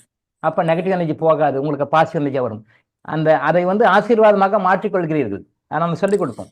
நீங்கள் உடனே கேட்கலாம். ஃபார் எக்ஸாம்பிள் இப்போ என்ன சொல்லிடுறேன், இறைவா இந்த மாதிரி இப்படி ஒரு தாட்பாம் எனக்கு வந்துச்சு, இந்த தாட்பாம் வந்ததுக்காக என்னை மன்னிச்சிருங்க, எனக்கு தெரியாமல் வந்துச்சு, என்னை மன்னிச்சிருங்க. அவங்க நல்லா இருக்கட்டும், அவங்க சந்தோஷமா இருக்கட்டும், ஹாப்பியாக இருக்கட்டும், நல்லா இருக்கட்டும். இந்த தாட்பாம் கொடுத்ததுக்காக என்னை மன்னிச்சிருங்க, என்னையும் அறியாமல் போயிடுச்சு, அந்த தாட்பாமை கட் பண்ணி அதை பாசிட்டிவாக மாற்றிடுங்க. நீங்கள் மனசை நினைச்சாலே போதும். கையில் கிறிஸ்டல் இருந்தாலும் போதும், இல்லை கிறிஸ்டல் உள்ள இருந்தாலும் கையில் கிறிஸ்டல் நினச்சிட்டு கிறிஸ்டல் கிட்ட இறைவா எனக்கு மன்னிச்சிருங்கன்னு சொல்லிட்டாலே உடனே போய் ரெக்கார்ட் ஆகிக்கும். சப்கான்ஸ் மைண்டில் போகக்கூடாது, அங்கேயே கட் பண்ணி விட்டுடும். இன்கேஸ் முடியல, சமயசம் முடியலனாக்கா எனக்கு நைட்டு கம்பல்சரியாக உட்காந்து இறைவா இன்னைக்கு நான் காலிலேருந்து நைட் வரைக்கும் இன்னைக்கு யாருக்கெல்லாம் நான் எண்ணத்தாலும் சொல்லாலும் செயலாலும் என்னையும் அறியாமல் நான் நெகட்டிவ் தாட் அமிச்சனோ, என்னையும் அறியாமல் நான் எதிர்மறை எண்ணங்களை தாட்பாம அமிச்சனோ, அத்தனை பேருடைய நெகட்டிவ் எனர்ஜியும் அதையெல்லாம கட் பண்ணிடுங்க. அதெல்லாம் நல்ல எனர்ஜியாக மாற்றி விட்டுடுங்க இறைவா. நான் தெரியாமல் அனுப்பிச்சிருந்தா கூட மன்னிச்சிருங்க. அதை மன்னிச்சு எனக்கு மன்னிப்பு கொடுத்து அவங்களுக்கு நல்ல எனர்ஜியாக பார்த்து அனுப்பிச்சி விடுங்க. அதுக்காக எனக்கு மன்னிச்சிருங்க, அவங்களும் நல்ல எனர்ஜியாக மாற்றி விடுங்க. நீங்கள் மனசார கேட்டிங்கனாலே போதும், கிறிஸ்டலை வச்சுட்டு கேட்டிங்கனாலே போதும். அந்த எனர்ஜி அப்பயே கட் ஆகிடும். நெகட்டிவ் கர்மா உருவாகாது, பாசிட்டிவ் கர்மா வரும். போன நெகட்டிவ் எனர்ஜி டிவைன் கிறிஸ்டலும் அதை பாசிட்டிவாக மாற்றி விட்டு விடுவாங்க. அப்போ அங்கே ஆசீர்வாதமாக போகும், உங்களுக்கும் ஆசீர்வாதமாக இருக்கும். அந்த ஆசீர்வாதம் அவங்க நல்லா இருக்கும்போது அவங்களே அறியாமல் உங்கள் சோலார் பிளஸ் சக்கராவுக்கு வரும், உங்கள் சக்கராவுக்கு போகும், ஆசீர்வாதமாக வரும். ஸோ இந்த மாதிரி ஒரு நெகட்டிவ் தாக்கம் வந்தால் கூட அது பாசிட்டிவாக ஆசீர்வாதம் மாற்றிக்கொள்ளக்கூடிய வழிகள் வந்து கேசிஎம்லையும் கிறிஸ்டல்லையும் இருக்குது. அந்த மன்னிப்பு அறிக்கையில் இருக்குது. கேசிஎம், கிறிஸ்டல், மன்னிப்பு அறிக்கை, இந்த மூணுலையும் இருக்குது. இதை பண்ணோம்னா நாம் வந்து நெகட்டிவ் கர்மா வராது, பாசிட்டிவ் கர்மா இருக்குது. இப்படி சின்ன சின்ன விஷயம்லாம் நம்ம பண்ணிட்டு வந்தோம்னு வச்சுக்கோங்களேன், நல்லா நோட் பண்ணி பாருங்க, 48 டேஸில் நம்ம அது ஏதோ ஒரு இனம் புரியாத ஒரு அமைதி, இனம் புரியாத ஒரு சந்தோஷம், இனம் புரியாத ஒரு நிம்மதி உங்கள் லைஃப்பில் இருக்கும். நீங்கள் இது எத்தனை கோடி கொடுத்தாலும் கிடைக்காது, எத்தனை கோடி ரூபாய் கொடுத்தாலும் இந்த அமைதி, இந்த சந்தோஷம், இந்த ஒரு இனம் புரியாத சொல்ல தெரியாத ஒரு மகிழ்ச்சி ஆனந்தம் உங்க மனசுல வரும். இந்த இனம் புரியாத மகிழ்ச்சி சந்தோஷம் ஆனந்தம் உங்க உடம்புக்கு நோய்களை குணப்படுத்தி விடும். டாக்டர்கிட்ட போக வேண்டாம், சர்ஜரி பண்ண வேண்டாம், ஸ்கேன் பண்ண வேண்டாம். நோய்களை குணமாக்கும். அதான் திருப்பி திருப்பி சொல்றோம்.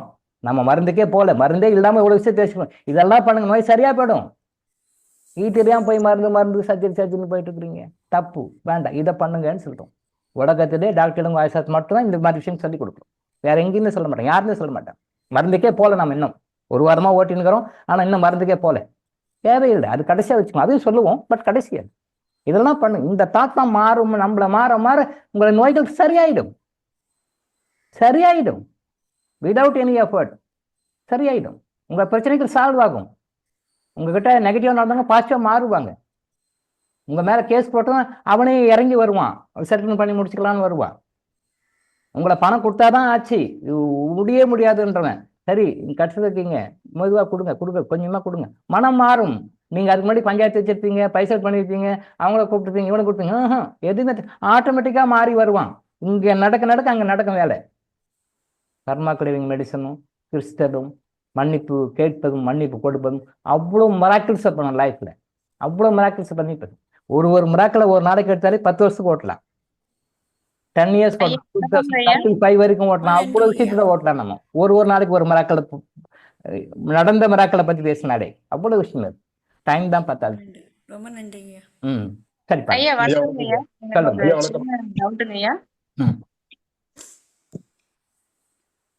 ஹலோ, சொல்லுங்கம்மா.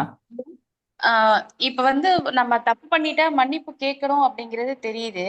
இப்ப வந்து என்னோட வீட்டுக்காருக்கு உடம்பு சரியில்லை, உதவி பண்றதுக்கு பக்கத்துலதான் இருக்காங்க, மாமியாரை கூப்பிடுறோம், ஆனா அவங்க வந்து பார்க்க மாட்டேங்கிறாங்க. ஒரு இக்கட்டான சூழ்நிலையில நிக்கும் போது அவங்க வந்து பார்க்கணும் அப்படின்னு நான் வருத்தப்படல, பையன் வருத்தப்படுறாரு, ஆனா அவங்க வரமாட்டேங்கிறாங்க. எனக்கு அந்த நேரத்துல வந்து கோவம் தான் அவங்க மேல அதிகமா வருது. வந்து என்னோட இயலாமை, ஆனாலும் நான் தியானம் பண்ணாலுமே எனக்கு அதை வந்து ஏற்றுக்கவே முடிய மாட்டேங்குது. பையன் பக்கத்துலதான் இருக்காங்க. என்ன தியானம் பண்றீங்க மேடம்? என்ன தியானம் பண்றீங்க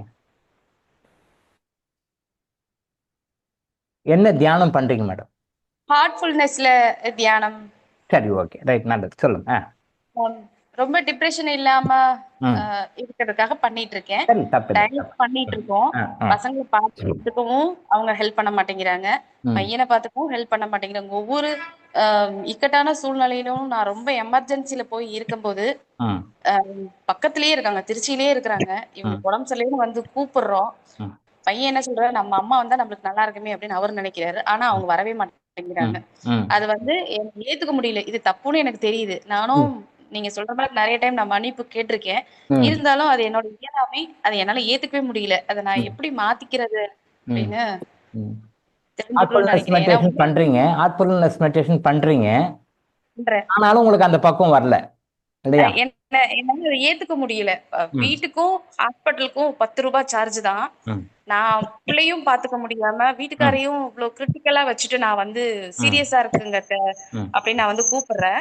ஆனா அவங்க வந்து பாத்துக்கவே தயார். இது ஒரு தடவை கிடையாது, 2 தடவை 3 தடவை வந்துருச்சு.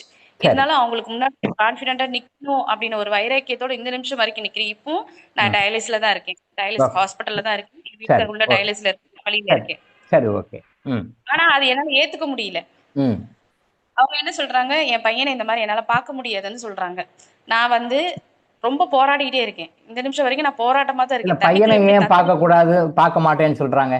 பையனை ஏன் பார்க்க மாட்டேன்னு சொல்றாங்க?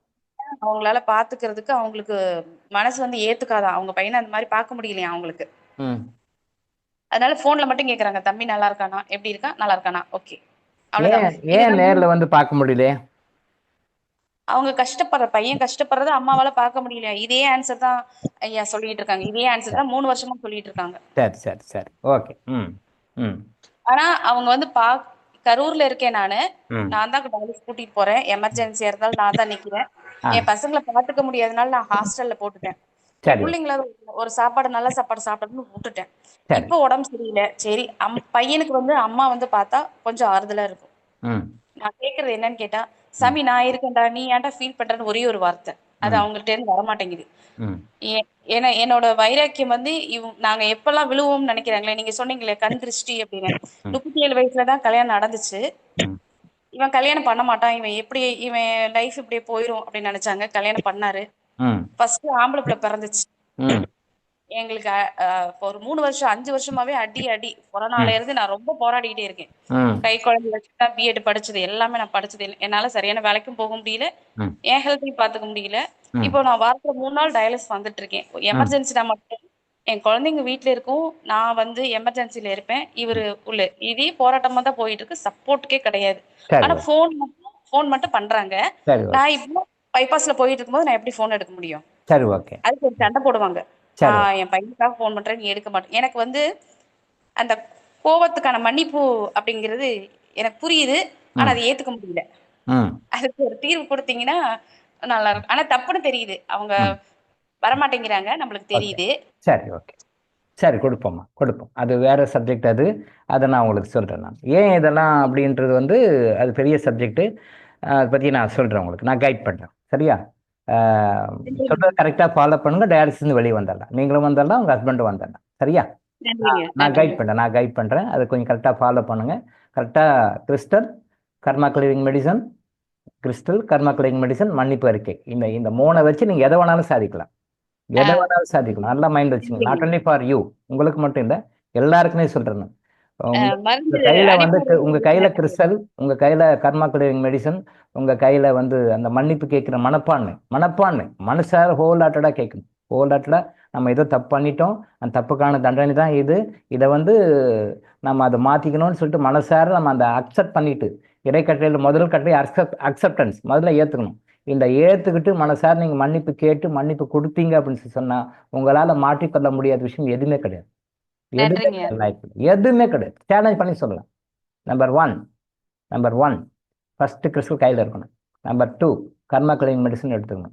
நம்பர் 3 மன்னிப்பு கேட்கணும், மன்னிப்பு ரெண்டுமே கொடுக்கணும். ஈக்குவல் என்பது நான் கேட்க கொடுக்க மாட்டேன், மன்னிப்பு கேட்டு மன்னிப்பு கொடுக்கணும். இது 3 + 4வது சேரிட்டி. இந்த 4 பில்லர்ஸ் சொல்லுவோம். இது 4 பில்லர்ஸ். இந்த 4ஐயும் நீங்க கரெக்டாக ஹேண்டில் பண்ணீங்கன்னா, எல்லாத்தோட நம்ம ஸ்கூல்ல சொல்லுவோம் இல்லையா, நீங்க எஜுகேஷன் டிபார்ட்மெண்ட் இருக்கீங்க, எல்லாம் தான் படிச்சா கூட எக்ஸாம் டைம்ல டிப்ஸ் கொடுப்பாங்க, இதெல்லாம் ரொம்ப முக்கியமானது, படிச்சுக்கோங்க. இதெல்லாம் ரொம்ப முக்கியமான படிச்சுக்கோன்னு சொல்லிட்டு அது ஸ்கூல் லெவல்லேருந்து காலேஜ் லெவல் வரைக்கும் காலேஜில் கூட ப்ரொஃபஸர்ஸ் கைட் பண்ணுவாங்க. இதெல்லாம் முக்கியமானது படிச்சுக்கோங்க. ஈவன் மெடிக்கல் காலேஜ் கூட சொல்லுவாங்க இதெல்லாம் முக்கியமானது, எல்லாம் படிச்சுக்கோங்க. எக்ஸாமில் கேட்பாங்க, வைவாவில் கேட்பாங்க, இன்டர்வியூவில் கேட்பாங்க, கொஞ்சம் பார்த்து படிச்சுக்கணும். அது மாதிரி எக்ஸாமில் இதெல்லாம் இம்பார்ட்டன்ட். நமக்கு டீச்சர்ஸ், ப்ரொஃபஸர்ஸ், டீன் எல்லாம் சொல்கிற மாதிரி இந்த 4 விஷயங்கள் வந்து ரொம்ப முக்கியமான விஷயம். இருக்கட்டகளை எல்லாமே முக்கியம் தான், எதுவும் ஒன்றுக்கு ஒன்று விட்டு கொடுத்து இல்லை. அதில் ரொம்ப மெயின் இந்த 4 பில்லர்ஸ் வந்து இந்த 4. இதை மட்டும் நீங்கள் கரெக்டாக லைஃப்பில் ஃபாலோ பண்ணிங்கன்னா உங்களால் சால்வ் பண்ண முடியாத பிரச்சனை எதுவுமே கிடையாது. இந்த லைஃப்லேயே இந்த பிறவிலே எல்லாம் கிளியர் பண்ணிட்டு அடுத்த லெவலில் போகணும் எய்ம் வைங்க. அடுத்த பிறவி பார்த்துக்கலாம் அது 100 பிறவி 1000 பிறவி போயிடும். அப்புறம் பார்த்துக்கலாம் இந்த பிறவிலேயே எல்லாத்தையும் கிளியர் பண்ணிட்டு வீடு பேர் அடைய வேண்டும். இந்த பிறவிலே எல்லாத்தையும் கிளியர் பண்ணிட்டு இறைநிலை அடைய வேண்டும். இந்த பிறவி எல்லாம் கிளியர் பண்ணிட்டு இறைவனுடைய பாதத்தை அடைய வேண்டும். இறைவனுடைய என்ன கலந்து அப்படி எய்ம் வச்சா தான் அடுத்தடுத்த பிறவிகளையாக போய் ஒழுங்காக சேரும். இல்லைன்னா அதே வழக்கம் போல ஆயிரக்கணக்கான லட்சக்கணக்கான பிறவிகளை போயிட்டு இருக்கும். ஸோ இதை எடுக்கும் நான் கைட் பண்ணுறேன். நீங்களும் சரி, உங்களுடைய கணவரும் சரி, 2 பேரும் டேரக்ஷன் வெளியே வந்துடலாம். கண்டிப்பாக வர முடியும். சொல்றத கரெக்டாக ஃபாலோ பண்ணும். சரியா? உடம்புல இருந்து நம்ம சிறுநீர் வெளியே போகணும், நேச்சுரல் நிகழ்வு, அது இயற்கையான நிகழ்வு. அதை போய் ஒரு மெஷினை வச்சு ஓட்டுறதுன்றது தப்பு. அது மெஷினை வச்சு உங்கள் பாடி வந்து யூரின் எழுதி நேச்சராக இருக்கும். அது நேச்சர் கொண்டு வர முடியும், கொண்டு வரலாம். உங்களுக்கு நிறைய கர்சஸ் இருக்கு, நிறைய சாபங்கள் இருக்கு. உங்கள் ஃபேமிலியில் நிறைய சாபங்கள் இருக்குது, கர்சஸ் நிறையா இருக்குது. உங்கள் ஹஸ்பண்ட் வகையில் நிறையா இருக்குது, உங்கள் வகையிலையும் இருக்குது, ஹஸ்பண்ட் வகையிலையும் இருக்குது. உங்கள் வகையிலையும் இருக்குது, ஹஸ்பண்ட் வகை ரெண்டுமே இருக்குது. புரிஞ்சுக்கோங்க. அது எல்லாமே டோட்டலாக கிளியர் பண்ணிங்கன்னா பர்மனெண்ட்டாக நீங்கள் இருந்து வெளியே வந்துடலாம். No need of dialysis on any account. எப்பயுமே தேவை. சரியா? ரைட். ஒரு சின்ன கேள்விங்கய்யா. ஐயா வணக்கம். வணக்கம், சொல்லுங்க. ஒரு கேள்விங்கய்யா. நம்ம சகோதரர் குழந்தை வேலை கேட்ட ஒரு சப்பின் அதோட கனெக்டிங் கேளுங்க. இப்பங்கய்யா, நான் இங்க வறுமையில் இருக்கேங்க, ரொம்ப வறுமையில் இருக்கேன். எக்ஸாம்பிள் நான் என்னையவே எடுத்துக்கலாம். நான் ரொம்ப வறுமையில் இருக்கேன். நம்ம நாட்டுல இருக்க வரைக்கும், இந்த ஊர்ல இருக்க வரைக்கும் நான் ரொம்ப வறுமையில் இருக்கேன். எப்படியாவது ட்ரை பண்ணி கடல் கடந்து போய் அங்க நான் துபாயோ சிங்கப்பூரோ மலேசியாவோ எங்கேயோ பக்கம் நான் ஸ்தாபனமாகி ஒரு பெரிய பணக்காரனை உருவாயிடுறேன். நீங்க பணக்காரன் மாறிடுறீங்க. ரைட். அப்போ இந்த கடல் கடந்து போன அந்த கர்மா தீருங்கிறது உண்மைங்களையா? நல்ல கேள்வி. கடல் கடந்து போனா கர்மா தீரும் அப்படின்றது வந்து என்ன அப்படின்னா, நம்ம இந்து சாஸ்திரங்கள் என்ன சொல்லுது அப்படின்னா, இந்து சாஸ்திரம் ஒன்று சொல்லுது அப்படின்னு சொல்லி சொன்னா அது கடவுளே சொன்ன மாதிரி. எல்லா சாஸ்திரங்களும் சொல்றதும் கடவுளே சொன்ன மாதிரி தான். அதை நாம தான் சரியாக எடுத்துக்கிறோம், மனுஷன் சொன்ன மாதிரி எடுத்துக்கிறோம். இல்லை, அதுவும் வந்து ஸ்பெசிஃபிக்காக இந்து தர்மத்தில் ஒரு விஷயம் சொல்கிறாங்க அப்படின்னா அது வந்து கடவுளுடைய வார்த்தை, அது எதுவுமே கிடையாது. அப்போது ஒரு மனிதன் வந்து வெளிநாட்டுக்கு போகிறான் அப்படின்னு சொல்லி சொன்னால் அவன் லைஃப்பில் அவனுடைய கர்மா நிறைய இருக்குது. அந்த கர்மாவை தீர்ப்பதற்காக தான் வெளிநாட்டு போகிறான் அப்படின்றது உண்மை. அது அப்போது இங்கே இருந்தால் வறுமை இருக்குது, அவன் வெளிநாட்டுக்கு போகணும். வெளிநாட்டுக்கு போயிட்டு சில இன்கன்வீனியன்ஸு இருக்கும் அவங்களுக்கு. என்னதான் இருந்தாலும் நம்ம கண்ட்ரியில் நம்ம இடத்துல இருக்கிற கன்வீனியன்ஸ் வந்து நீங்கள் என்னதான் இருந்தாலும் அங்கே வராது. அந்த இன்கன்வீனியன்ஸ் கொஞ்சம் இருக்கும். அந்த இன்கன்வீனியன்ஸை கொஞ்சம் அக்செப்ட் பண்ணிக்கிட்டு அந்த கர்மாவை கழிக்கணும் அப்படின்ற இருக்கிறதுனால தான் அவங்க ஃபாரின் போகிறாங்க. உண்மைதான், நீங்கள் கேட்ட கேள்வி கரெக்டு, சரியானது தான். கர்மா கடிக்கப்படுகின்றது. அது வந்து கர்மா கடிக்கிறது வந்து நாம வந்து இங்கே இருந்தும் கடிக்கலாம், அங்கே இருந்தும் கடிக்கலாம். எங்கே இருந்தாலும் கர்மா கடிக்கணும். கர்மா கடிக்க தான் பிறவியை எடுக்கிறோம். பிறவியை ஏன் எடுக்கிறோம் அப்படின்னா கர்மா கடிக்கிறதுக்காக தான் பிறவி எடுக்கிறோம். கடிக்க வேண்டிய கர்மா கொஞ்சம் இருந்தாலும் கூட மறுபிறவிக்கு வந்துடும். கடிக்க வேண்டிய கர்மா ஏதாவது கொஞ்சம் இருந்தால் கூட, ஒன்று இருந்தால் கூட மறுபிறவி வந்துடும். அப்போ அந்த பிறவி ஏன் எடுக்கிறோம்னா கர்மா கடிக்கிறதுக்காக தான் எடுக்கிறோம். பிறவி ஏன் வருது? ஏன் 1,00,000 பிறவி, ஏன் 2,00,000 பிறவி, ஏன் 3,00,000 பிறவி, ஏன் கழிக்கலை? அதை அப்படியே பெண்டிங் வச்சுக்கிறோம், அரியர்ஸ் வச்சுக்கிறோம். அது என்னைக்கா இருந்தாலும் அரியர்ஸ் கிளியர் பண்ணியே ஆகணும். டிகிரி வாங்கணும், சர்டிஃபிகேட் வாங்கணும், கான்வொகேஷன் போகணும் அப்படின்னா இறைநிலை அடைகிற மாதிரி, வீடு பேர் அடைகிற மாதிரி. அப்போ அதுக்கு போகிறதுக்கு நீங்கள் என்ன பார்க்கலாம், அரியர்ஸ் நிறைய வச்சுக்கிறீங்க. நீங்கள் டைம் வேணால் எடுத்துக்கலாம், ஆனால் அரியர்ஸ் கிளியர் பண்ண தான் உங்களுக்கு என்ஓசி கொடுப்பாங்க. யூனிவர்சிட்டியில் என்ஓசி கொடுப்பாங்க, காலேஜில் என்ஓசி கொடுப்பாங்க, யூனிவர்சிட்டி சர்டிஃபிகேட் கொடுப்போம். அப்போ அந்த கர்மாவை கடிக்கிறதுக்காக வெளிநாடு போகிறது வந்து நம்முடைய கர்மாவை கடிப்பதற்கான ஒரு வழி தான், ஒரு டூல் தான். ஆனால் சாஸ்திரம் என்ன சொல்லுது? உள்நாட்டிலே கடிக்கலாம்னு சொல்லுது. நிறைய கர்மா இருந்ததுன்னா வெளிநாட்டுக்கு அனுப்பிச்சி விட்டுடும். அது வெளிநாட்டுக்கு போக வேண்டிய சூழ்நிலை உருவாக்கும், கட்டாயப்படுத்தும், அங்கே போய் இருந்துருவாங்க. அப்போ இன்னொரு பாருங்க, சில பேர் சின்ன வயசுலேருந்தே ஃபாரினையே மைண்ட் வச்சு வளர்த்துவாங்க குழந்தைங்களை. பார்த்துருக்கீங்களா? நீ வெளிநாட்டுக்கு போகணும் அப்படி சொல்லிப்பாங்க. அப்படின்னா என்ன அர்த்தம்னா அவங்களையும் அறியாமல் அவங்களையும் அறியாம வெளிநாட்டுக்கு போய் அந்த கர்மா கழிக்கிறதுக்கு இங்கே ஒரு தூண்டுகோலாக இருக்கிறார்கள். அப்போ வெளிநாடு போறது வந்து கர்மா ரீதியாக நிறைய கர்மா இருக்கு, நிறைய பேட் கம் நியூட்ரைஸ் பண்ணணும் அப்படின்றதுக்காகத்தான் வெளிநாடு போறாங்க.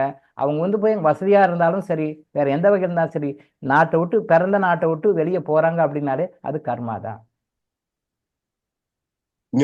பண்ணிருக்கேனா உங்க கொஸ்டின் ஆன்சர் பண்ணிருக்கேனா? சின்ன கேள்விங்க. சொல்லுங்க. இப்போ நம்ம டூர் கம்பெனில ஒரு பொண்ணு டிராவல் பண்ணிட்டு இருந்தாங்க. அந்த பொண்ணுக்கு பாத்தீங்கன்னா இங்க வந்து ஃபர்ஸ்ட் ஒரு ஹஸ்பண்ட், அவருக்கு குழந்தை இல்ல. ரெண்டாவது ஒரு ஹஸ்பண்ட், அவங்களுக்கும் சரியான குழந்தை இல்ல.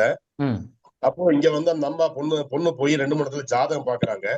ஜாதகம் பார்க்கும்போது ஜாதகர் என்ன சொல்றாங்கன்னு கேட்டா, ஜோதிடர் வந்து உனக்கு வந்து குழந்தை ஆகாது, உனக்கு கர்ப்பப்பை வந்து ரொம்ப சுருங்கி இருக்கு, உனக்கு அப்படி குழந்தை பிறந்தன்னு சொன்னா நீ உயிரோட இருக்க மாட்டேன்னு சொல்றாங்க. இப்ப இந்த பொண்ணு என்ன பண்ணுதுன்னா, இடையில வந்து அவங்க வீட்டுல யாரும், அவங்க ஃபாதர் இறந்துட்டாரு, யாரு சொல்ல போனா அவங்க வீட்டுல ஆம்பளை யாரும் துணை இல்ல. அப்ப அந்த பொண்ணு என்ன பண்ணுதுன்னா, ஏதோ ஒரு முயற்சியில டிராவல் பண்ணி துபாய் போயிடுறாங்க. துபாய் போய் அங்க ஏதோ ஒரு பழக்கமாகி அங்க வந்து அந்த பொண்ணுக்கு குழந்தை ஆயிருது. குழந்தை பிறந்துருது. ஆண் பையன், மித்திரன்னு பேர் வச்சிருக்காங்க. சமீபத்துல இப்போ நம்ம தமிழ்நாட்டுக்கு வந்திருக்காங்க. இது எப்படிங்க சாத்தியம்? ஒண்ணுமே புரியலைங்க. அதாவது ஜோதிடர் வந்து ஆகாதுன்னு 3 பேர் சொல்லிட்டாங்க. அந்த பொண்ணு 3வது அங்க போயிட்டு அங்க இருந்து அங்க கன்சீவ் ஆகி அங்க குழந்தையாகி அந்த பொண்ணு இங்க அந்த குழந்தை வந்து இங்கதான் பேர்ன் ஆகுது. இங்க தமிழ்நாட்டுல வந்து பிறக்குது. அப்ப இது எப்படிங்க சாத்தியக்கூறு? அந்த பொண்ணுக்கு என்ன கர்மா? அவங்க வீட்டுல யாருமே ஆம்பளை கிடையாது. ஆம்பளை இது வரைக்கும் அவங்க ஆதரவு யாருமே இல்ல. இது எப்படிங்க, அதை எப்படி சாத்தியக்கூறு புரியல. இப்ப எந்த மாதிரி விளக்கம் வேணும்னு நீங்க எதிர்பார்க்கறீங்க? அதாவது அந்த பொண்ணுக்கு ஜோதிடர் சொன்னாங்க, அப்ப அந்த ஜோதிடம் பொய்யா அல்லது அந்த பொண்ணு அங்க போய் ஜெயிச்சது உண்மையா? Right, okay. அதாவது வந்து ஜோதிடம் பொய்ன்னு கிடையாது, ஜோதிடம் கரெக்டு. அந்த ஜோதிடத்தை கணித்தவர்கள் தவறாக கணிக்கிறார்கள்.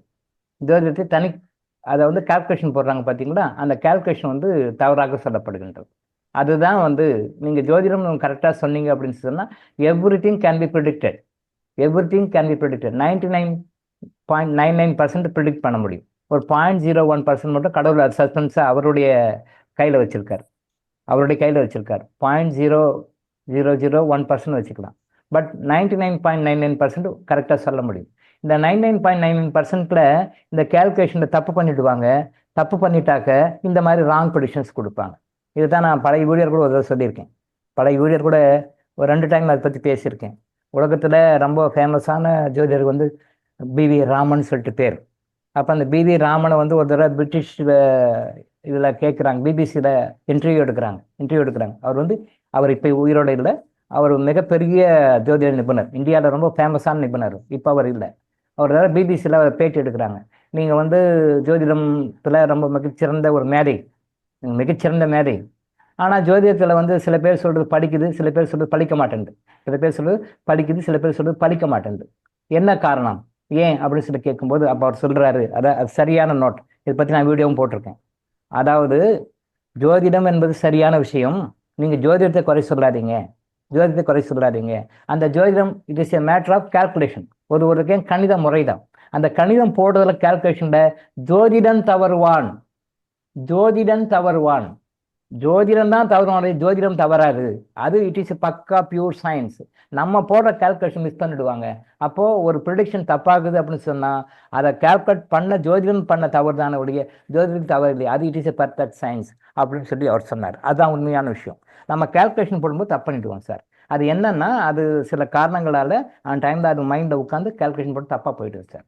அப்போ அதனால் ஜோதிடர்கள் சொன்னது வந்து முழுமையாக தவறுன்னு சொல்ல முடியாது, முழுமையாக சரின்னு சொல்ல முடியாது. அதனால தான் நம்ம சொல்கிறோம், ஜோதிடர்கள் அப்ரோச் பண்ணும்பொழுது கூட அந்த ஜோதிடர்கள் வந்து இந்த டைமில் தான் உட்காந்து ஜாதகம் கணிக்கணும், இந்த டைமில் தான் பார்க்கணும்னு சொல்லியிருக்கு. நான் அடிக்கடி நம்ம வகுப்புகள் சொல்லியிருக்கேன், 6 மணிக்கு மேலே சூரியன் அஸ்தமனம் ஆன பிறகு ஜோதிடம் பார்க்கக்கூடாது. 6 மணிக்கு மேலே யாருக்கும் வைத்தியம் பார்க்கக்கூடாது, மருத்துவம் பார்க்கக்கூடாது. நான் 6 மணிக்கு மேலே யாருக்கும் அப்பாயின்மெண்ட் கொடுக்குறது இல்லை. நான் பாஸ்ட் 30 years 6 மணிக்கு மேலே யாருக்கும் அப்பாயின்மெண்ட் கொடுக்குறது இல்லை. ரொம்ப எமர்ஜென்சி கேஸ் மட்டும் எக்ஸெப்ஷன். ரொம்ப எமர்ஜென்சி மிட்டாக பார்த்தாகணும், அப்போ பார்க்கலாம். பட் அதர்வைஸ் ஜென்ரலாக சூரியன் அஸ்தமனமான பிறகு பார்க்கக்கூடாதுன்னு ஒரு கணக்கு இருக்கு. ஏன் அப்படின்னா, என்ன சொல்கிறாங்க சித்தர்கள்னா, அந்த சூரியன் அஸ்தமனமான பிறகு அந்த சூரியன்லேருந்து வருகின்ற சில கிரணங்கள் நம்ம பிரெயினுக்கு வராது. அப்போ வந்து அசென்ஷன் நம்ம அந்த டயக்னோஸ் பண்ணுறோம் பார்த்தீங்களா, தப்பு பண்ணிவிடுவோம். இது இப்படி இருக்கும், இது இப்படி தப்பாக பண்ணிவிடுவோம், தப்பாக டயக்னோஸ் பண்ணிவிடுவோம். அப்போ தப்பாக ட்ரீட்மெண்ட் கொடுப்போம். அப்போ அவனுக்கு சரியாகும், சரியாகாது, ஏதோ ஒரு பிரச்சனை வரும். முழுமையான நிவாரணம் கொடுக்க முடியாது. அதனால தான் தயவு செய்து விளக்கு வச்ச பிறகு நம்ம லாங்குவேஜ் விளக்கு வச்ச பிறகுணும் சூரியன் அஸ்தமான பிறகு மருத்துவரும் பார்க்க வேண்டாம். ஆனால் இன்னைக்கு பாருங்க, நைட் 12-1 மணி வரைக்கும் அப்பாயின்மெண்ட் கொடுக்குறாங்க. அப்போ எப்படி டயக்னோஸ் பண்ண முடியும்? நீங்கள் ஒரு ட்ரீட்மெண்ட்காக போகிறீங்க, அவர் டயக்னோஸ் பண்ணுறாரு, டயக்னோஸ் தப்பாக போகும். அதே மாதிரி ஜோதிடமும் அப்படித்தான். சில குறிப்பிட்ட டைமில் ஜோதிடத்தை பார்க்கணும், ஒரு ஜோதிடத்தை பார்க்கணும். எல்லா டைமும் பார்க்கக்கூடாது. நிறைய ரெசிஸ்டன்ஸ் இருக்குது சார், யாரும் ஃபாலோ பண்ணுறதில்லை, யாருமே ஃபாலோ பண்ணுறதில்லை. அதை முறைப்படி அவங்க கரெக்டாக எடுத்து கணிதம் பண்ணி சொன்னால் கரெக்டாக சொல்ல முடியும் சார். தப்பு இங்கே ஜோதிடத்தில் தப்பு இல்லை, ஜோதிடர் கணித்ததுக்கு தப்பு. 6 மணிக்கு மேலே ஜோதிடம் பார்க்கக்கூடாது. ஆனால் இன்றைக்கும் பாருங்கள், நைட் 10 வரைக்கும் ஜோதிடம் பார்க்குறாங்க, அங்கே பார்க்குறாங்க. அப்போ அந்த கால்குலேஷன்ஸ் போடும்போது, ஜாதகத்தை பார்க்கும்பொழுது அது ப்ரொடிக்ஷனாக இறைவனோட கனெக்ஷன் வச்சு அந்த வரும். அப்போ கரெக்டாக பார்ப்போம். அந்த காலம் வந்து கரெக்டாக வச்சு கரெக்டாக நம்ம சொல்லும் பொழுது அந்த கரெக்டான ப்ரொடிக்ஷன் சொல்ல முடியாது, தவறிடுவார். அப்படி தப்பாக சொல்லப்படுங்க நீங்கள் நிறைய பேர் சொல்லிட்டு இருக்காங்க. 6 மணிக்கு மேலே பார்க்கக்கூடாது. ஆமாம், சில நாட்களில் பார்க்கக்கூடாது, சில நாட்களில் ஜாதகம் பார்க்கக்கூடாது, சில நாட்களில் பேஷண்ட்டை பார்க்கக்கூடாது. இருக்குது சார். முதல்ல நீங்கள் ஒரு எக்ஸாம்பிள் சொல்லணும். முதல்ல நீங்கள் ஒரு டாக்டர் பார்க்கறதுக்கு வெள்ளிக்கிழமையில் போகிறீங்கன்னு வச்சுங்க, அந்த நோய் க்யூர் ஆகாது. ஃபஸ்ட்டு டைம் முதல்ல நீங்கள் ஒரு டாக்டரை பார்க்க போகிறீங்க, ஒரு டாக்டரை போய் பார்க்க போகிறீங்க அப்படின்னு வச்சிங்கன்னா, அது எந்த டாக்டர் பார்க்க போனால் சார் நோய் குணமாகாது. சேலஞ்ச் பண்ணிக்கலாம்.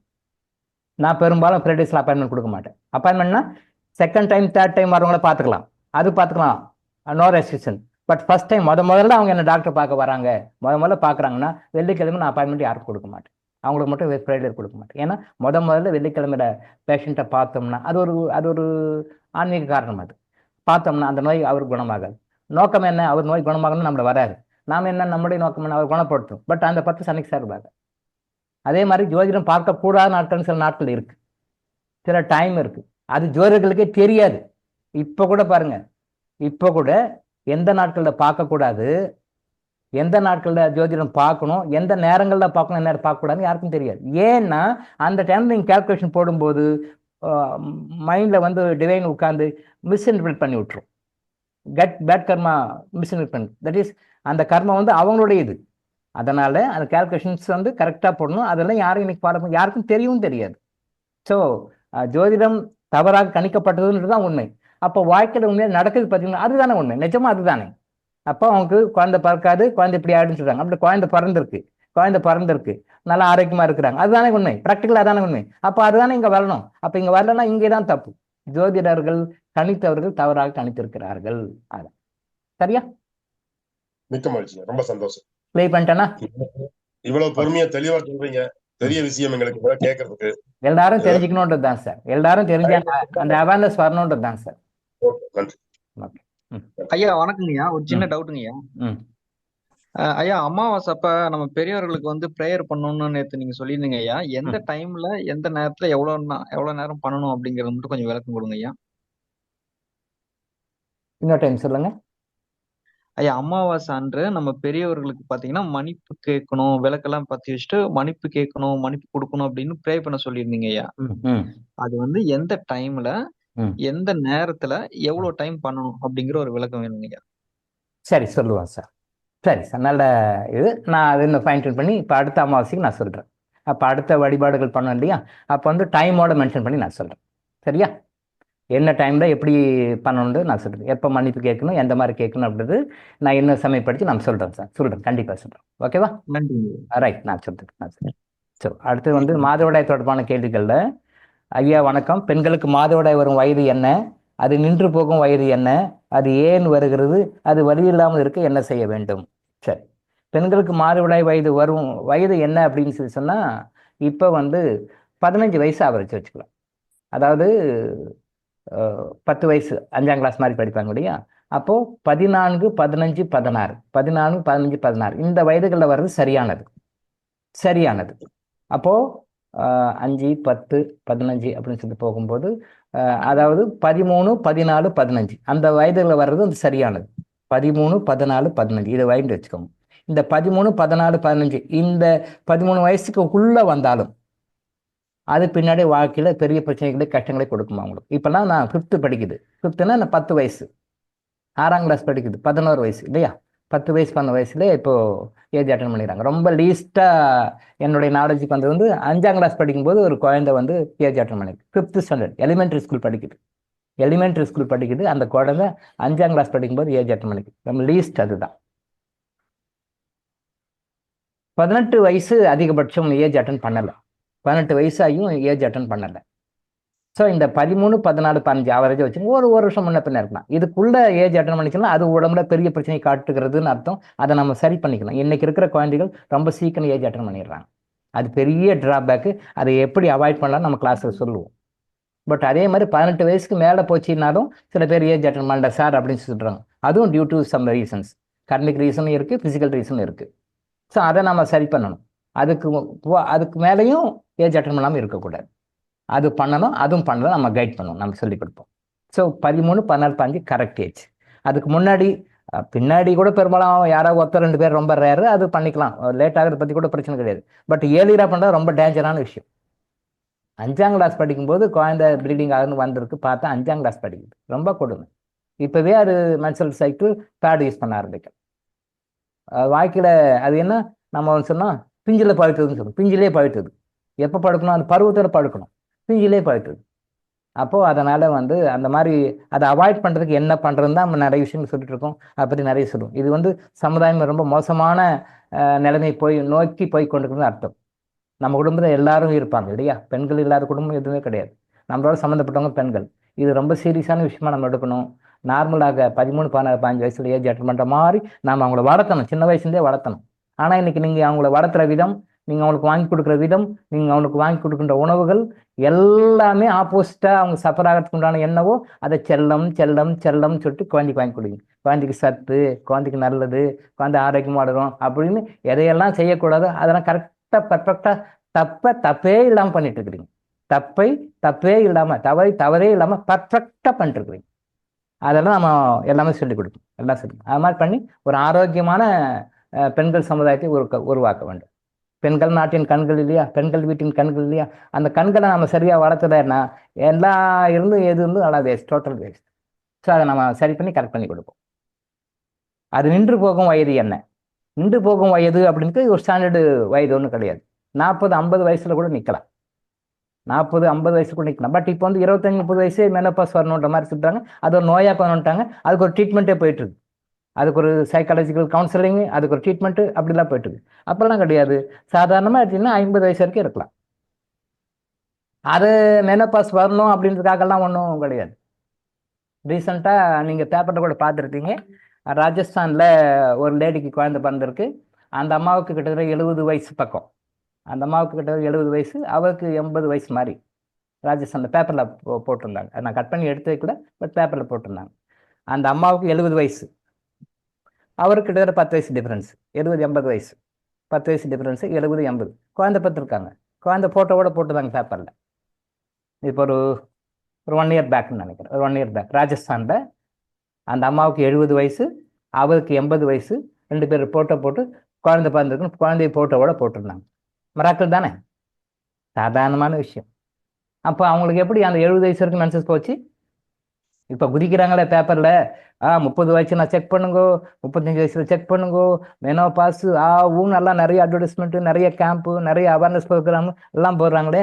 அந்த மாதிரி எப்படி 70 வயசுல கன்சீவ் ஆனாங்க? மென்சஸ் போச்சே, நார்மலாக தானே இருக்கிறாங்க. 70 வயசுல குழந்தை பிறந்திருக்கு சார். நான் கட்டிங் எடுத்து வைக்கல, எனக்கு நிறைய ஒர்க் இருக்கனால அப்படியே பார்க்குறோம். சரி இப்படி என்ன அது கட் பண்ணி எடுத்து வச்சுருப்பேன் நான் பேப்பரில் உங்களுக்கு எவிடன்ஸ் கொடுக்கறதுக்கு. தினத்தனி பேப்பரில் ஒரு 1 இயருக்கு முன்னாடி நான் பார்த்தேன் ப்ராக்டிக்கலாக ராஜஸ்தான். அப்போ 70 வயசு வரைக்கும் மென்சஸ் ஆயிருக்குல்ல, அவங்களுக்கு ஆயிருக்குல்ல, ஆரோக்கியம் தான் இருந்திருக்கிறாங்க.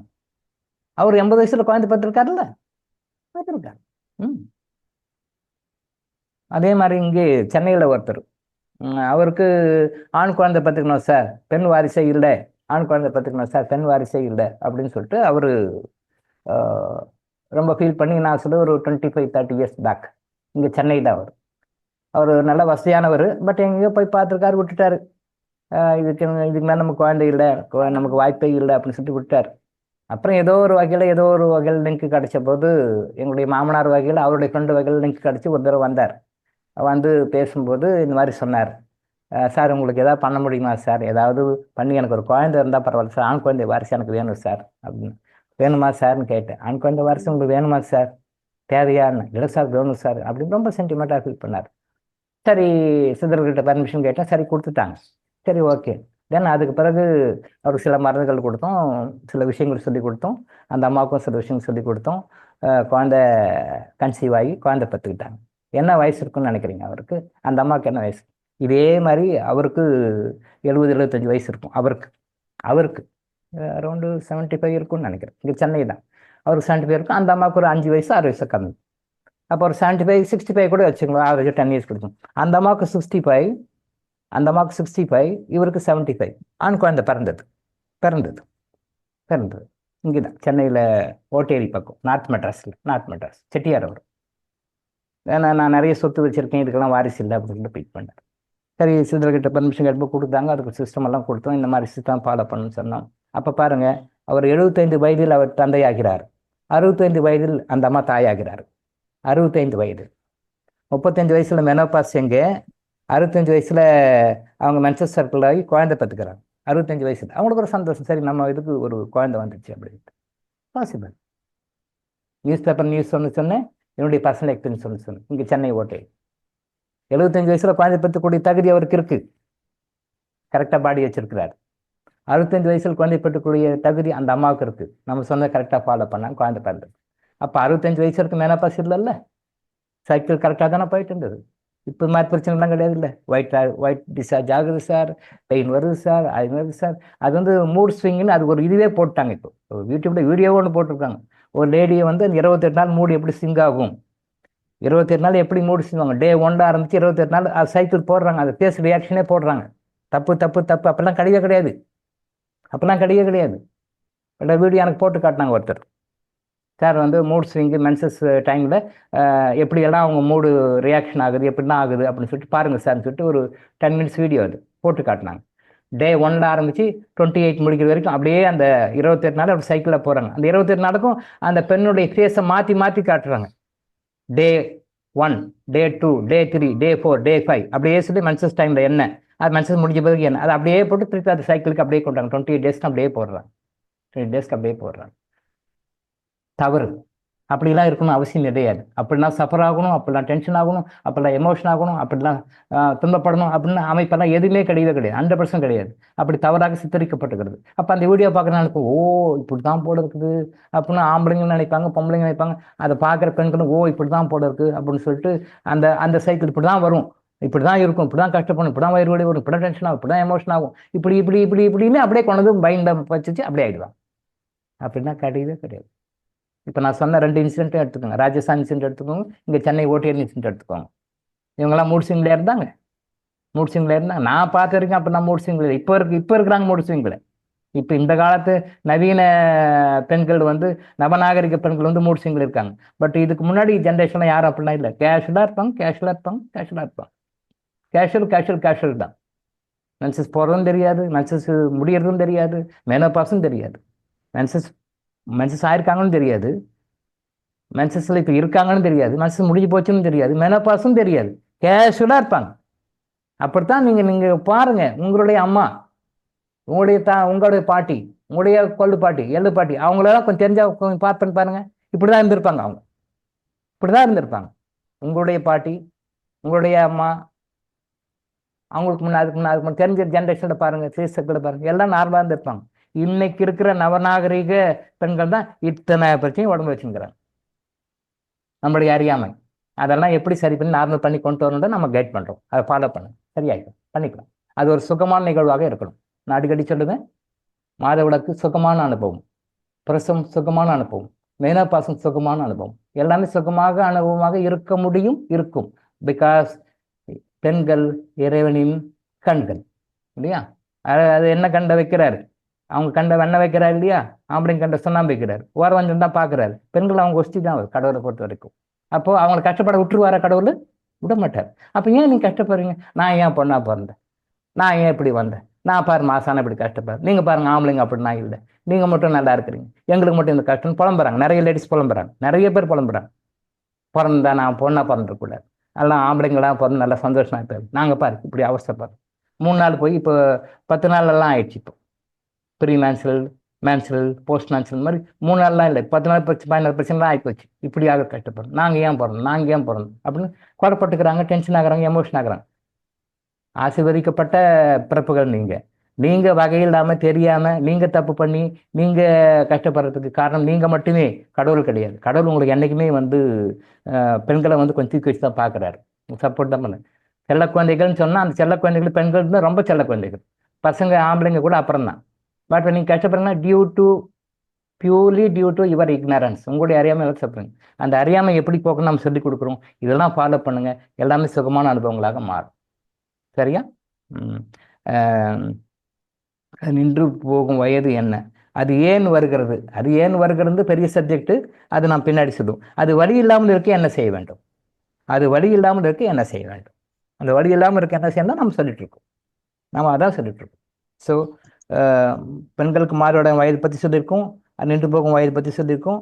அது ஏன் வருகிறது அப்படின்னு சொன்னால் அது சில காரணங்களுக்காக வருகிறது, அந்த காரணத்தை பற்றி இப்போ வேண்டாம், அது பெரிய சப்ஜெக்ட்.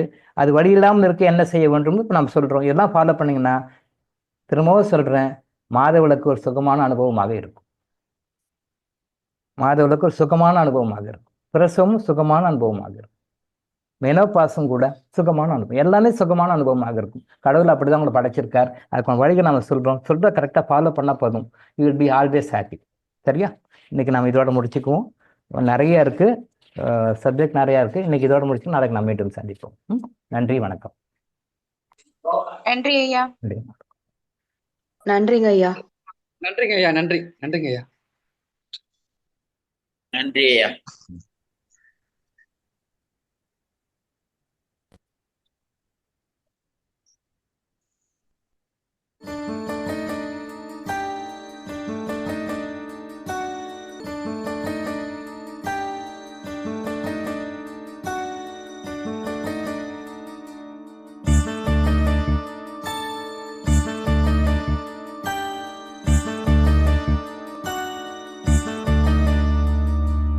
எப்போது நீ அறிவாயோ அப்போதே சாந்தி அடைவாய்.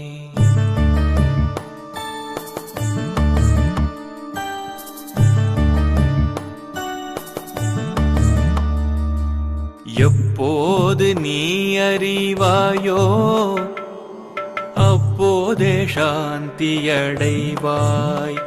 இதை எப்போது நீ அறிவாயோ மனமே அப்போதே சாந்தி அடைவாய்.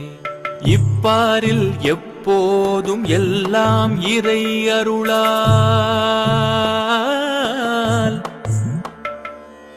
இப்பாரில் எப்போதும் எல்லாம் இறை அருளால் தப்பாது அணுவளவும் சரியாய் நடப்பதாக எப்போது நீ அறிவாயோ அப்போதே சாந்தி அடைவாய். அப்போதே சாந்தி அடைவாய். அப்போதே சாந்தி அடைவாய்.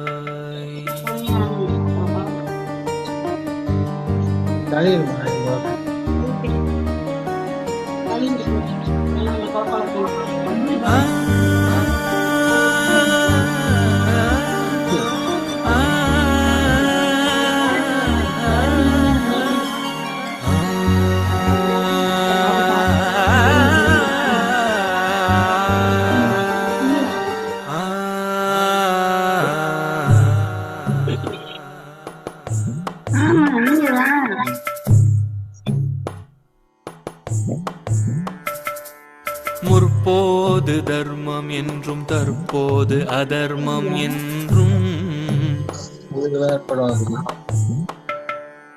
முற்போது தர்மம் என்றும் தற்போது அதர்மம் என்றும் முயன்றே சீர்திருத்திட முடியும் உன் முன்னாலே என்றும் முற்போது தர்மம் என்றும் தற்போது அதர்மம் என்றும் முயன்றே சீர்திருத்திட முடியும் உன்னாலே என்றும் அற்ப அகந்தை செருக்கால் அலையாமலே அடங்கி அற்ப அகந்தை செருக்கால் அலையாமலே அடங்கி ஆண்டவன் ஆட்சியில் அதர்மமே இல்லை என்று எப்போது நீ அறிவாயோ அப்போதே சாந்தி அடைவாய், அப்போதே சாந்தி அடைவாய்.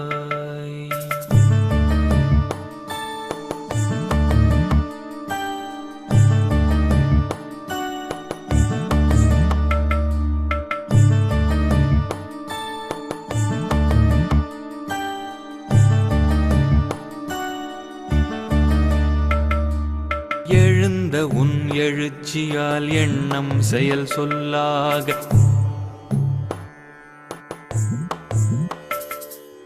எழுந்த உன் எழுச்சியால் எண்ணம் செயல் சொல்லாக இயற்றிய கர்மமெல்லாம் எழுந்த உன் எழுச்சியால் எண்ணம் செயல் சொல்லாக இயற்றிய கர்மமெல்லாம் இறைவனை நீங்குவதே அழுந்தி அகமூலத்தில் அகந்தை அழிவதொன்றே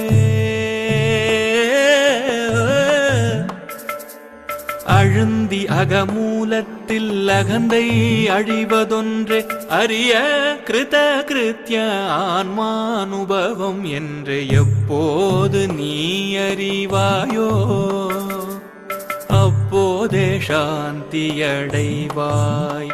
மனமே எப்போது நீ அறிவாயோ அப்போதே சாந்தி அடைவாய். இப்பாரில் எப்போதும் எல்லாம் இறை அருளால் தப்பாது அணுவளவும் சரியாய் நடப்பதாக எப்போது நீ அறிவாயோ அப்போதே சாந்தி அடைவாய், அப்போதே சாந்தி அடைவாய்.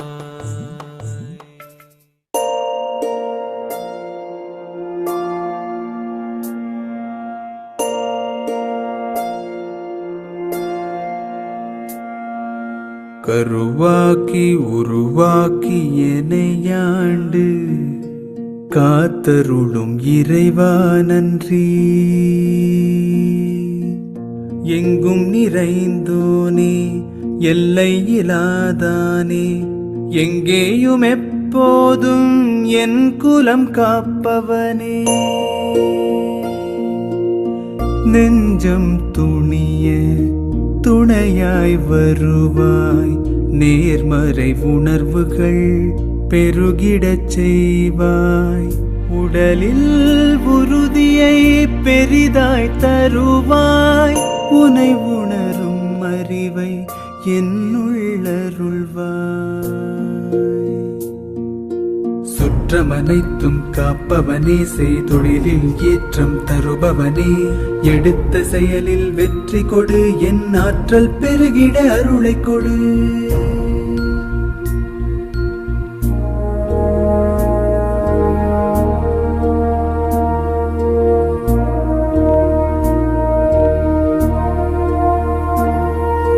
கருவாக்கி உருவாக்கி எனையாண்டு காத்தருளும் இறைவா நன்றி.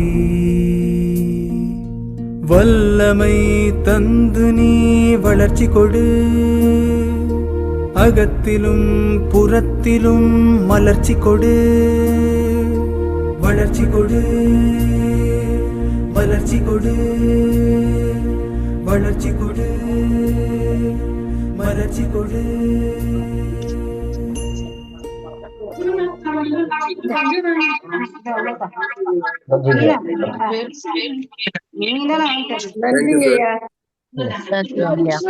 நன்றிங்க சார். நன்றிங்க ஐயா. வாழ்க வளமுடன் ஐயா. வாழ்க வளமுடன். வாழ்க வளமுடன். நன்றிங்க ஐயா. நன்றிங்க ஐயா. நன்றிங்க ஐயா. நன்றி ஐயா.